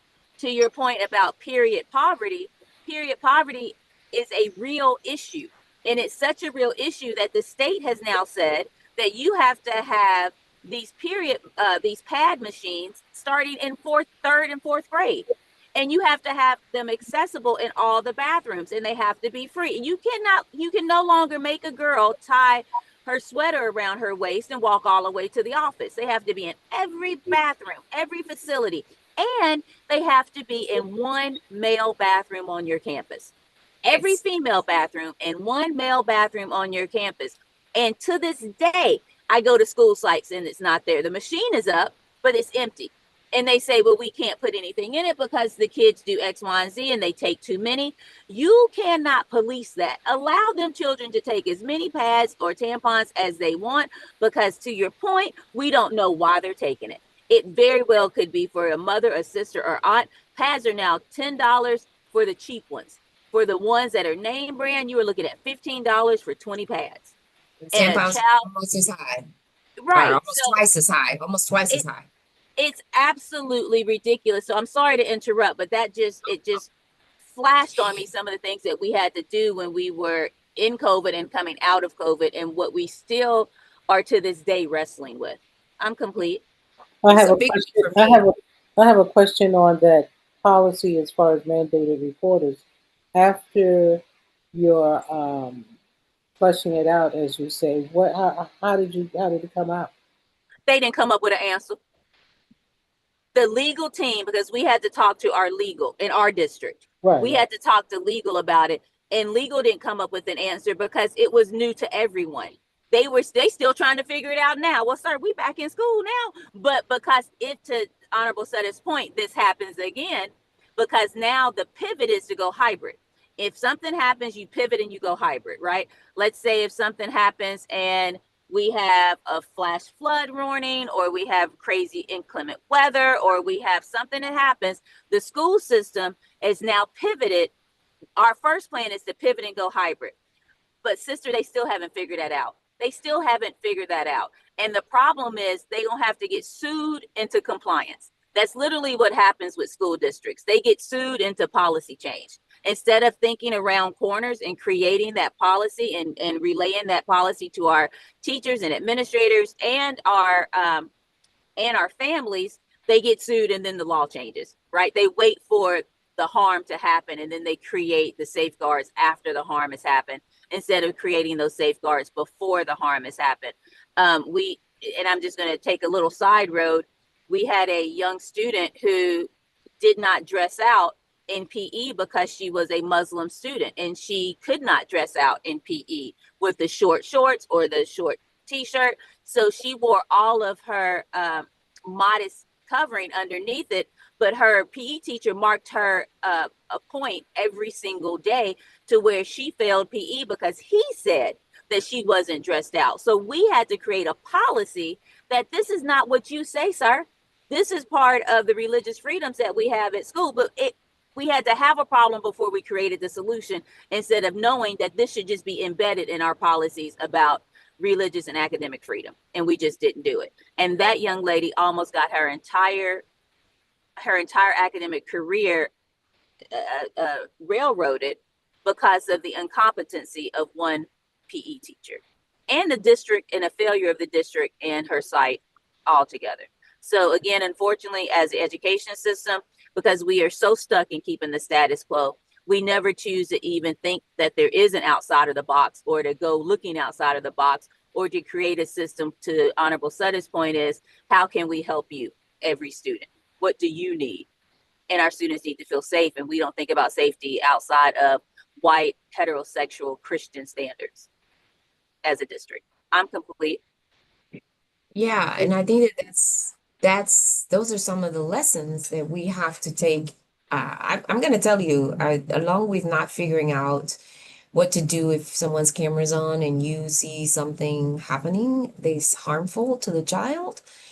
Um, it's not just their camera, it's the audio. You can hear parents like berating the child for not paying attention, or why are you doing it, and why is she calling your name? And um, it was things that they did because they don't have a safe space, quiet space to study. But, even in our corporate environment, I'm going to tell you, I had a few times. So when I say don't have your camera on and have, liquor bottles on the refrigerator or the counter, I we also experienced where adults were imbibing during regular work hours. There was one where the guy was on camera and his wife bought him this huge glass of wine at 11 o'clock in the morning. And there were other ones where people where one of the guys, he clearly was inebriated, and he words were slurring, and he did it repeatedly. Or I saw a couple of women who had, like I said, the liquor on the counter. They're working in the kitchen and it's on the counter. And so I said to Lane, you know what, let me show you how to do a background so that people can't see it. I might not judge you, but other people will. There was people with things that we should not know about you sitting on your bedside table. We'll leave it at that. Or on your dresser. And you were working in your bedroom. And we see these things. And I'm not, did I see what I thought I saw? That used to be me. And so I was teaching people this. And when I went to legal and HR, I went to counsel, and I mentioned this on the same kind of premise. What's my legal obligation? I'm a required reporter. If I see someone who is dealing with public monies, who may be under the influence, what do we do? And it's in their home. But they're at work, but it's in their home. So there was a limited amount of there was limited things that I could do, because they said, let us check into it with outside counsel. I don't think I ever got an answer. The answer is when they're on site and they do and they said it's complicated because they're at home and they're required to be at home because we required them to be at home. They're on camera because we required them to be on camera. And it's the same with students. If you're going to require them to be on camera, then you have to accept the responsibility of anything you see or witness. Or when they get up and they're gone and they never come back, or they don't log on. And there was a lot of abuse that was happening during COVID. So these policies, going back to the young Muslim student, you and I talked about her prior to this, right? And Sister Amatullah, you know this, and Sister Jamila knows this now because we talked about it. But in Chicago, part of our Muslim Civic Coalition was to pass laws that protect students. And they weren't just Muslim students, they were Jewish students, right? There were Orthodox Christian students, and there were just students from conservative families who were like, yeah, I don't want my daughter walking around campus in short shorts. No, I don't want her wearing that revealing swimsuit during gym class. She can wear one of the ones that competitive swimmers wear, right? The one piece. dates. And, some were like, okay, I'm even okay with the one piece to the knees or the full. If it's okay for competitive swimmers in the Olympics, it's okay for my child, right? And when they're small, it didn't cause such an issue with the child. But as they start growing, their bodies start changing. Young girls themselves, regardless of religion, start to feel some kind of way of having their body. And then they used to say, why do the boys get to wear these basketball type shorts and a t-shirt? And I gotta wear this little tank top with these little booty cutter shorts. Yeah, I said it. Don't be atting me, whoever listens to this later. Because that's what they are. They little booty shorts. And so a lot of the girls that I talk to would rather have an excuse to not dress out if they cannot wear, some sweatpants or some leggings. And leggings have good and bad with it. But if I can cover myself up and then put a t-shirt on over it, I'm good with it, right? We saw that girls were getting written up um, simply because their black and brown bodies were more shapely, right? So the policies that you put forth in that, where I know you had something on this, Sister Jamila, that's why I brought it up, right?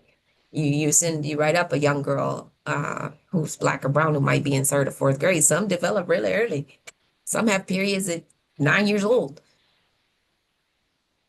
What kind of policy I just wanted you to tell them what you worked on, because this is something, again, the Muslim Civic Coalition took a lot of this, having halal foods in schools and other public places, having, the dress code, not only for in-school PE, physical education, but also for sports teams. Illinois was one of the first intercollegiate, I forgot the acronym, but intercollegiate sports to allow, Muslim and others, Muslim, Jewish, other students to wear dress that they felt was either appropriate to their religion or their family's uh, uh, perspective. So what else, Sister Jamila, in that vein, would you say from a policy standpoint?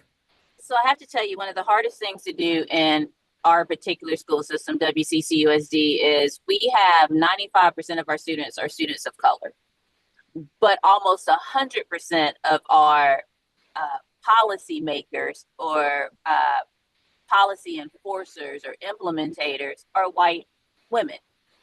So one of the things that we have found is we can create the most protective policy. But if we don't train the people who are supposed to implement the policy, then it's just not worth the paper that it's written on. And the other thing that I found to be what I am pushing for, without taking my foot off the gas, is attach it to their check. You won't get fired if you don't implement X, Y, and Z. You're going to get fired. If you attach something to somebody's check and stop trying to pray them into being human and pray them into seeing our children as human, attach it to their check. One of the things that we should have learned from the civil rights movement is everybody walk. Watch how quick them rules for busing changes when we all decide to walk. When every Black person and brown person says that we're not going to do X, Y, and Z. I'll give an example. One of our high schools, the principal did an egregious act and tried to expel a Sikh student because he carried his traditional blade with him to school, right? And the principal said that's a weapon. And the Sikh student said, that's not a weapon. That's part of my religious attire. And the principal said, well, you can't have that weapon at school, and tried to put this student on the expulsion list. The next day, every Sikh student that goes to WCCUSD called in sick, not showing up, didn't matter. The number of students that we had that are Sikh or that were Sikh adjacent, meaning that they took on this issue with them because they said if it could happen to a Sikh student, it can happen to us. The number of people that stayed out just for one day. The next day we had a policy that said you can wear your traditional blade or other things because it attacked our money. Remember, every student is a price. Every student that sits down in that seat brings in money for that day that they're there. The power to the people has more actual power than we believe. But we created the policy, but now we have to train the teacher and train the administrator and train the families that you have power. You want to see something change for Black and brown students? Let every Black and brown kid not show up for 2 days. 2 days. That part. That 2 part. days. If they That didn't part. show up for 2 days, if you want to see some changes with Black and brown students, tell every Black and brown kid, don't pick up a ball and don't do a sport, don't do a dance, don't do any extracurricular, don't do nothing but go to school. We call it, our union calls it work contract to contract. Being on a sports team is an extracurricular. Being in that band is an extracurricular. Being on that cheerleading team is an extracurricular. If you want to see change, tell every Black and brown student not to do it. 2 days. 2 days, because that football is money. That basketball brings in money to the schools. We have to know our worth and our value. And Sister Sudeth, Honorable Sudeth, I don't know if I hit what you were talking about, but what some of the things that we are learning in this district, and it's coming at a fast pace, is you better treat people right. Because if they ever find out how powerful they are, they can shut this system down with a blink of an eye. 24 hours, they can shut it down. 24 right. hours, they can shut it down. The problem is we gatekeep that information. We gatekeep that information of how powerful parents are and how powerful students are. And we gatekeep the information that you can have a policy, but if you got a racist implementing the policy, what good is the policy? Right, which we have seen, right? We've seen that locally we have a DA who puts, especially in Contra Costa, who goes through all of these steps to make sure that she's ridding of bias, whether intended or unintended. But then you have a couple of people in the office, the attorneys in the office, if they're not following the policy that's put forth, yes, you can punish them. Yes, you can do all of that, but the harm has been done, right? And one of the reasons I wanted her to, before we closed today, I really wanted Trustee Smith Folds to let you guys know what happened with this Muslim student and with the Sikh students, right? And having having understood their power and their value to the system, because I think we get confused. We think we forget that the system works for us and our children, not the other way around. And without us and our children, there's no system. And so I want to spend a few minutes we're going to go over a little bit because I really want to get this part out. I sent to the two of you and Brother Fleming and a couple other people some articles that I ran across about what's happening and these came to me. I didn't even have to look for them. And these came to me and it seems to be a trend, right? We've got a replacement in the Oakland Unified School District superintendent. San Jose School District abruptly fires superintendent. Reed College faces backlash for some of their Stafford comments. Francis Howell, superintendent, resigns 2 weeks before the school year. That one caught my eye because I grew up in the suburbs of St. Louis, and Francis Howell is one of those schools. We used to run against them in track. East San Jose School District fires superintendent who was just hired last year and hasn't even completed his first year. And this is their third, I believe. You may have to correct me, Sister Jamila. I believe this is their third superintendent in the last 4 years, and their fourth one in the last 5 or 6 years. And then in University of Louisiana, Lafayette, their president said, "I'm done. He's gonna retire early." So I said those because I wanted to talk about this dynamic of if it's not working, well, let's just get rid of the superintendent or recall. There's been no less than a couple dozen recalls of school board members, right? Because they're closing schools, they're trying to save money, they're trying to find money savings. They are, they're looking after a certain curriculum agenda that some people in the community might not like. So what do we glean from all of this? Because this is becoming very trendy with, the superintendents and the school boards.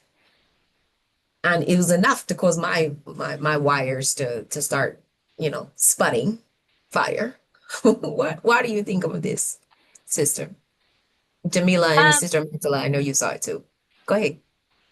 so for our district, West Contra Costa Unified School District, we are a member of, we're a governing team of 5. And the governing team of 5 trustees then hires the superintendent. So on paper, the superintendent is our only employee, right? We hire the superintendent, and that's our only employee. And the goal is the superintendent is operational and the board is visional. So we are supposed to set the vision for the district and then tell the superintendent that vision, hold them accountable to that vision through their goals, and then send them on their way to walk off this cliff. Because that's what happens in most parts, because you're sending a superintendent off to do the impossible, which is to change a system. And you may not have the backing of the unions to change the system, because the union may say, you can't fire that teacher. Well, I'm trying to fire this teacher because the teacher's not good for students. Doesn't matter, you can't fire that teacher, right? You may have pushback from your different areas. Well, you can't close a school in our area. You may be able to close a school over there, but our parents are going to yell and scream if you close a school over here. So that zip coded policy and implicit bias then comes in. And the superintendent is supposed to manage and handle all of that. And you have a school board that just sits back and refuses to stand in to stand 10 toes down for their employee, right? So we hired this person, but then we won't stand behind this person and say, okay, we support their implementation of our vision. It's our vision. It's the school board's vision. The board means 3 or more people who are in our district who are agreeing to what we want the superintendent to do. And as soon as the superintendent starts doing it and we get those phone calls, we're like, oh. And we bend and we break and we take out some good people along the way. So one of the things is you have so few people want to be superintendents. You have even less people who are Black as superintendents and even less who are women, Black women as superintendents. It's not even like 1% or something. So if you have a school board who knows the power of a Black woman, because Black people come in, especially Black women, and we fix everything. We're fixers, we're cleaners, and we fixers, and we make it right and all of that. And then they push us off the glass cliff, right? You came in here and you cleaned it up. Now I'm going to push you over the cliff and we don't need you anymore. We got it from here. Tag out. If you have a school board who doesn't understand that, they'll put a lot of Black women in positions of leadership and allow them and watch them being pushed over the edge. So one of the things that I think that we have to do as voters is, one, know who you're voting into your school board, know the responsibility that that has. And if they are not doing the job, then you have the right to vote them out. But when they are in that position, then it needs to be support, because they need to understand that they're supported by their community. We sent you here to do this job. You're supposed to work for us. You're supposed to serve us, and you're supposed to have the most well-informed leader in the position to then lead the district to its successes. In WCCUSD, I think we have a very good superintendent, but I also think that I have to be the one that's, as the only Black female board member, to say, sis, take that cape off and use it as a blanket. Use it as a blanket. Take that cape off, because what they're requiring of you, they ain't require of that man, and they definitely didn't require of those 3 white men before you. Take that cape off and use it as a blanket. Don't let them push you over this glass cliff.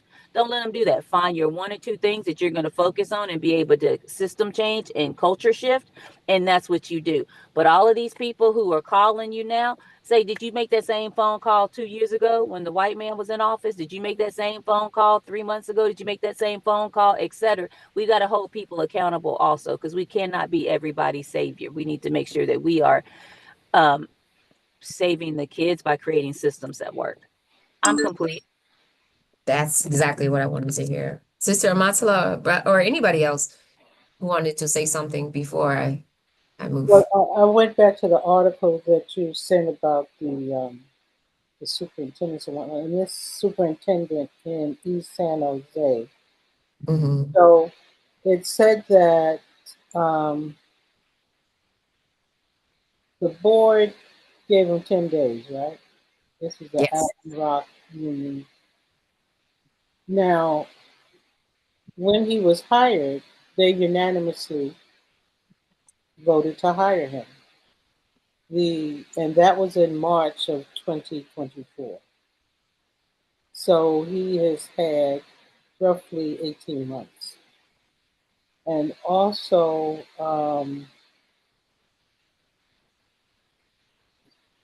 now this is just recently, just before the school year is getting ready to start. Like, And so the what the statement they made was the board and administration are focused on the successful opening of schools for the new school year. In the coming days and weeks, trustees will meet to discuss the process for the selection of a new superintendent for the district. That's a statement they made. We encourage and welcome all community stakeholders to become engaged in this process so that together we can continue to support our students and families and strengthen our community. Okay, so back in 24, when he was hired, the board had already announced that there were going to be 6 campuses. The district was to close 6 campuses next year, which would bring it into 2025, which is what he had to deal with as the superintendent. So the question that came to my mind was when they hired this gentleman, were they did they clearly represent to him this is what we need you to do, as Honorable Trustee Smith Folds said? And did they evaluate, or did he think that he was up to the task to be able to handle that? Because I can imagine the community uproar if you're talking about closing 6 campuses in one school district, the ripple effect that that has on families, transportation of students and just all of those things. And why is it necessary to close these 6 campuses? So it's, I would have to read the article more, but it seems that that may have been a task that was too big for him to handle. I don't know. And then the question is it reasonable to hold someone accountable to make that kind of shift in a district in 18 months? So I think it's a lot of questions there. And I would hope that the parent stakeholders um, would really be involved in this process because leadership is so important in all aspects of life, but in that educational field, you have to have the kind of leader that has the skill to work with the board, the unions, the families, and their staff of educators to be able to navigate all of those kinds of stakeholders and what their interests are. And so, in your hiring process, I think you have to know what the landscape looks like and what skills you need to be able to navigate that landscape. And it seems like there must have been some kind of misalignment here, unless he did something that was so egregious, that, hey, 10 days you're out. But I'm sure that there's much more to that story. But then also, in the chaos that's going on the federal level, it's disheartening to see the level of chaos from those articles that you sent that's going on in the different local areas. It seems like that there is not a, a stability in the development of the leadership on the superintendent school board level. And so maybe people need to look at that, going to ACGG's formula of organize, strategize, implement and evaluate to see if what you, there's a course of action as far as policies, solutions, whatever you want to, whatever you come up with, to see did they solve the problem, have they made it worse, or it's too early to tell, and I don't know if that is going on in these districts that you sent the information about. But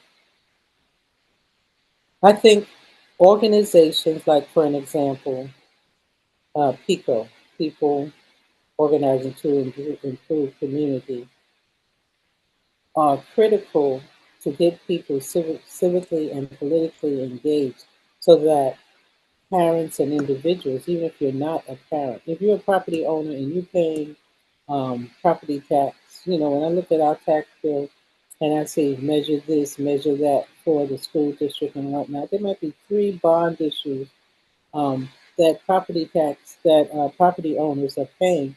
And if they don't have children in the school, they're a stakeholder because they're paying money to pay off of these bonds and these initiatives. They should be involved in, okay, if you're saying you want to build um, or improve the facilities, then after COVID, you can't send this, like Trustee Cole said, how are you going to even think about sending students to a building that doesn't have windows? That's showing that people, they're not thinking, they don't have foresight. And I mean, implicit bias, I mean, that goes beyond implicit bias, that goes to common sense. So if you don't have common sense leaders in positions that affect the students, then parents, property owners, whoever, have to really get in the mix and take positions that you're qualified for, not just because you got a big mouth, but do you have skills? You know, can you think rationally? Can you reason? Can you understand um, budgets? Can you understand how to form policy? And if you can't, at least does the district provide the training or the orientation that would help people to advance in that area? So it's a very complicated situation, but with my children, we opted to go Clara Muhammad School and then homeschool, and then my son was the only one because he wanted to play sports. He went to a public high school for 1 year, then he was like, "Oh no, boy, you got to get out of this." You send him out of state to go to a Muslim high school. But sometimes parents and the key thing was that God gave us the means to be able to do that. You had to tighten your belt up with some things. Um, yeah, you drove that raggedy car another 5 years to be able to afford to do what you need to do for their education. But um, we, we just have to seek better solutions. You know, each family, each parent that I think in my children growing up, that school situation was the most trying, that gave me the most um, gray hairs or made me feel like I was ready to jump off a cliff because you talk about stress and anxiety, and so I can't even imagine the parents who have had children that had to go through that COVID situation to be thrown into a hybrid and not have planned in advance for it is a different thing, because when you homeschool your children, you have a whole different mindset. It requires more um, planning and organization, and we did it in a group to be able to get the needed resources and to know when to think outside the box and go to what you need for your child. So on the public school level, and people should keep in mind this administration taking the lead from the Heritage Foundation, Leonard Leo, and all of the hands behind the throne. they are moving towards providing voucher money so that these elite private schools, that parents who may not even need the voucher money will have access to voucher money to pay for private elite schools at the peril and the expense of the public school system.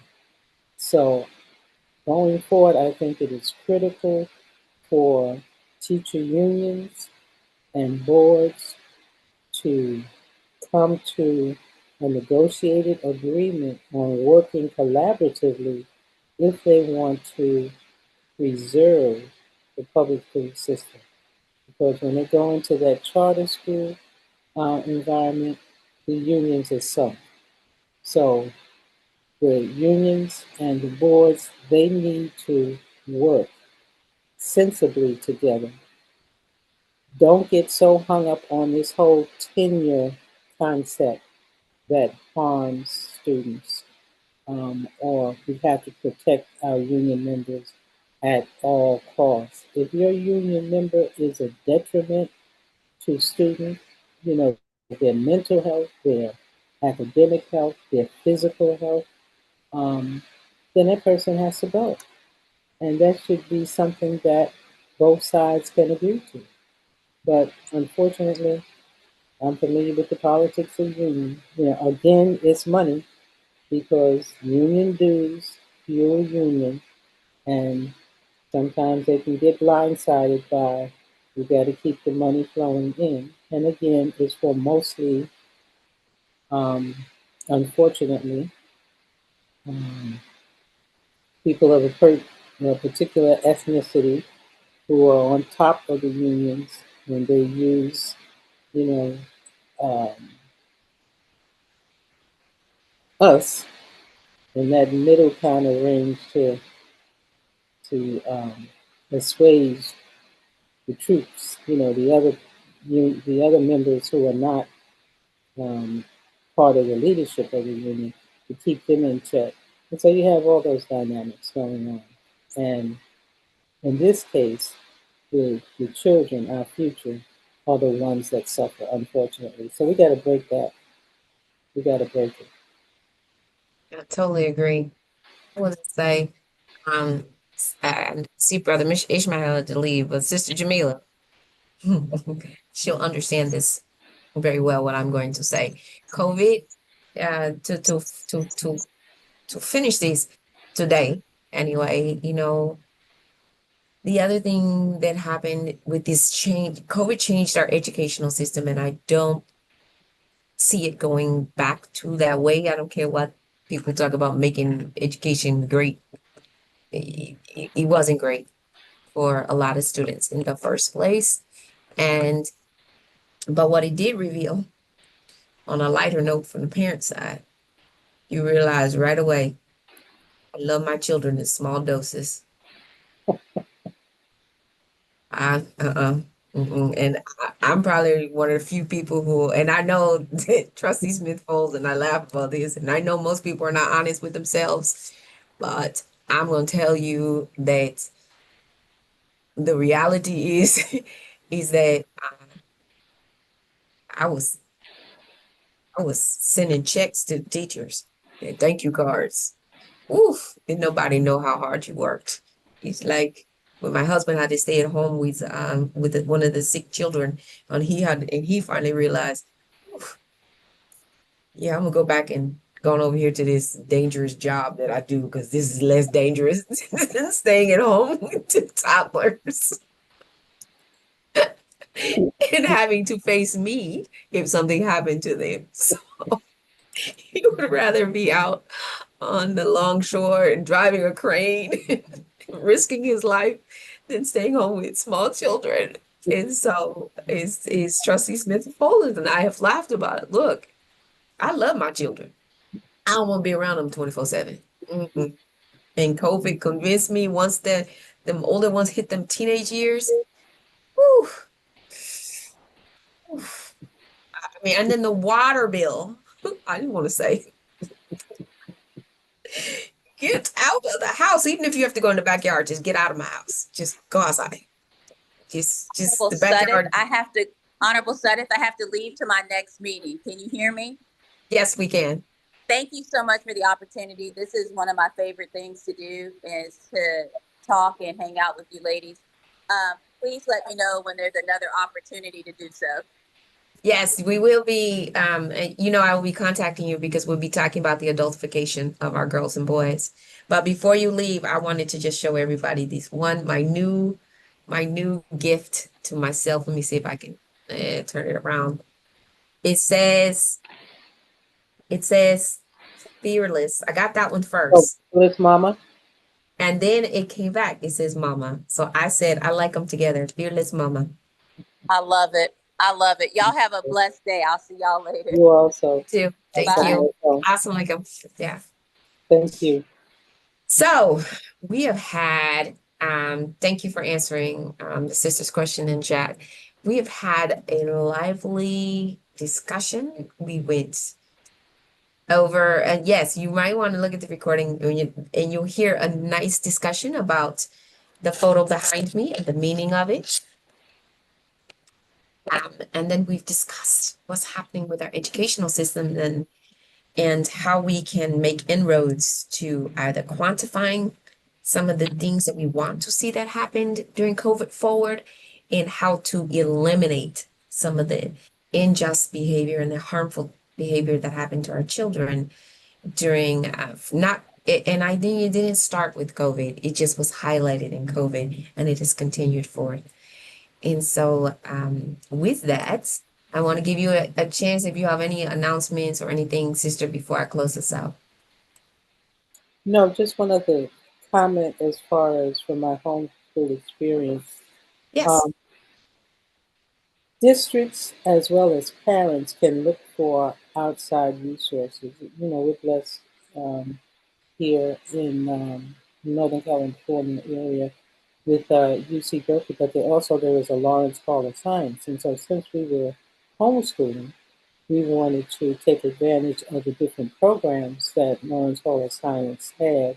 And they had different modules. It might be a 6-week, every Tuesday you come 10 to 2, and you go over something in all of the science, biological science, the earth science, everything.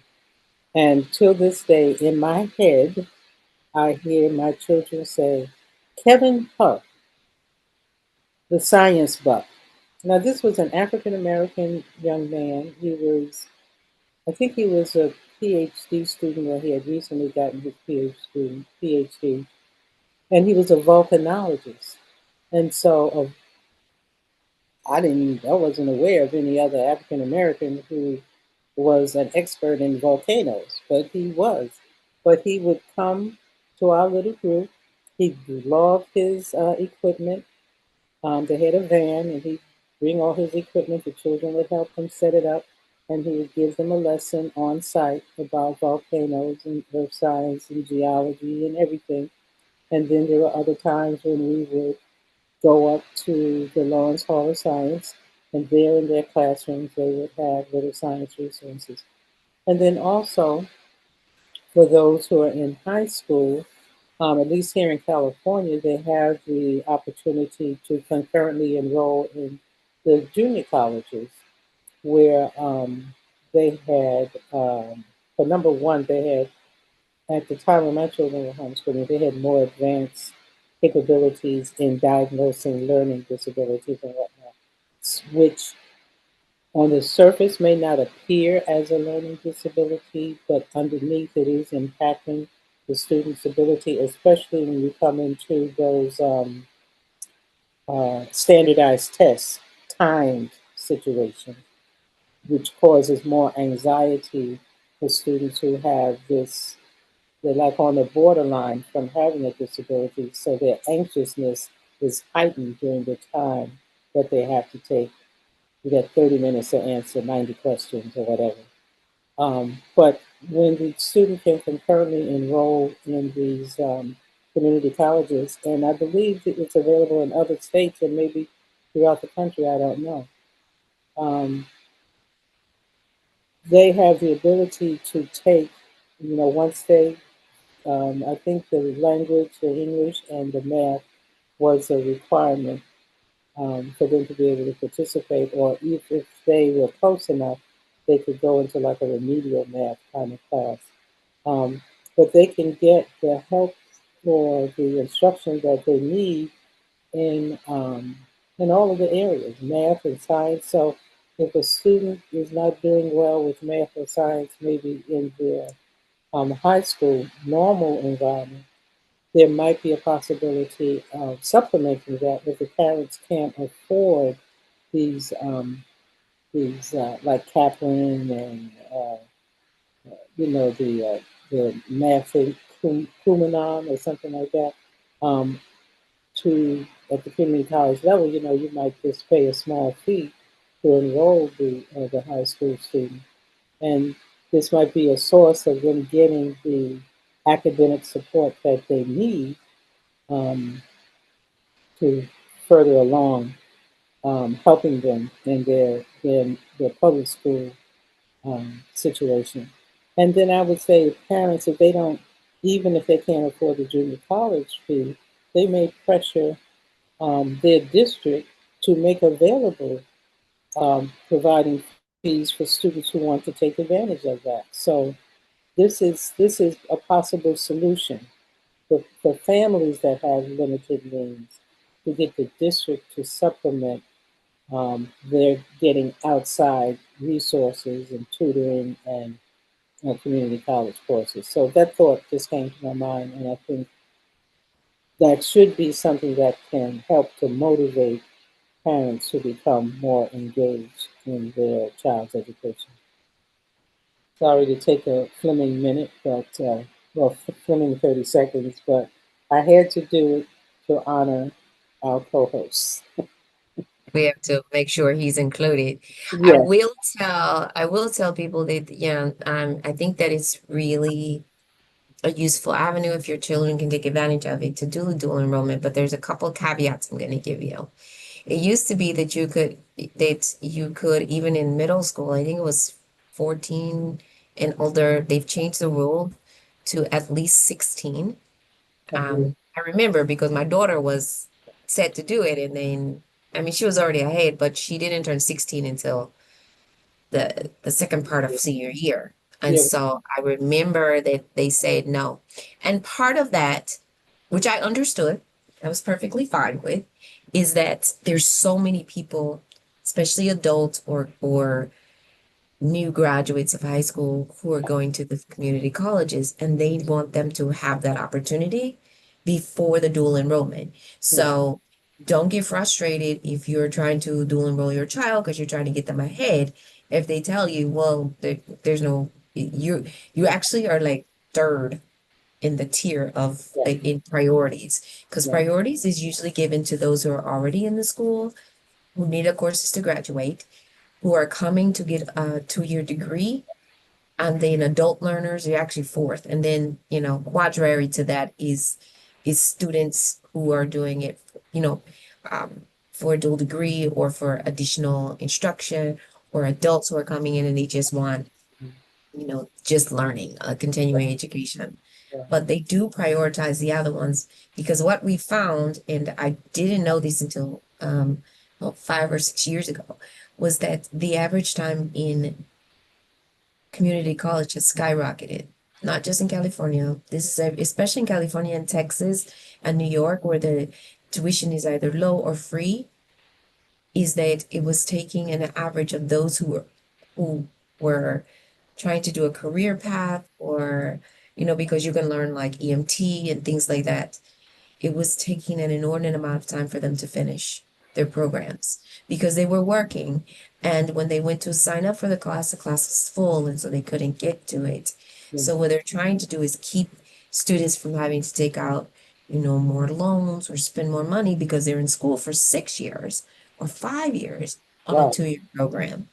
that's ridiculous. So when I talk to people, I always tell parents, I know you think it would be nice to get your child ahead, but this is where that whole thing about where does equity, or where does sometimes you have to sacrifice so that that other person, because they need this to feed their family or they need this to move ahead. is more important than me trying to say, I want to send them there because I don't have to pay and I can knock out some credits. Yeah. They go to the university because Yeah. that's also what people were finding. I just had this conversation this past week at a conference where someone asked me to explain, and I'll say this and we can continue this next week, the difference between being racist. She said, I'm not racist. And I said, yeah, but are you anti-racist? What sacrifice are you willing to make? Are you anti-biased? That means you're against all of these things and you're actively, proactively, intentionally working to dismantle bias and racism and sexism and xenophobia and this pseudo caste system that we live in this capitalist society on. Because I get it, you might want to save money, but there's people who need to go to the schools who don't have money in the first place. Mhm. So I always just try and put that perspective out. I mean, I learned it myself. My daughter was in high school a few years ago, and it was a slap. Mhm. And I understood it. I understood it. And I said, I can afford to have her go to BYU, who was doing online classes, and she still got college credit. And it was more expensive. I had to pay for it. But I also knew my privilege and the ability to be able to pay for it. Well, then also there are state universities and Yes. also the different UC campuses that sometimes they have like the bridge program or they have other programs. They used to have Mesa, I think Yeah. 209 knocked that out. Yeah. But there are sometimes, or even sometimes student clubs might have a mentoring or tutoring kind of program. So you got to dig around.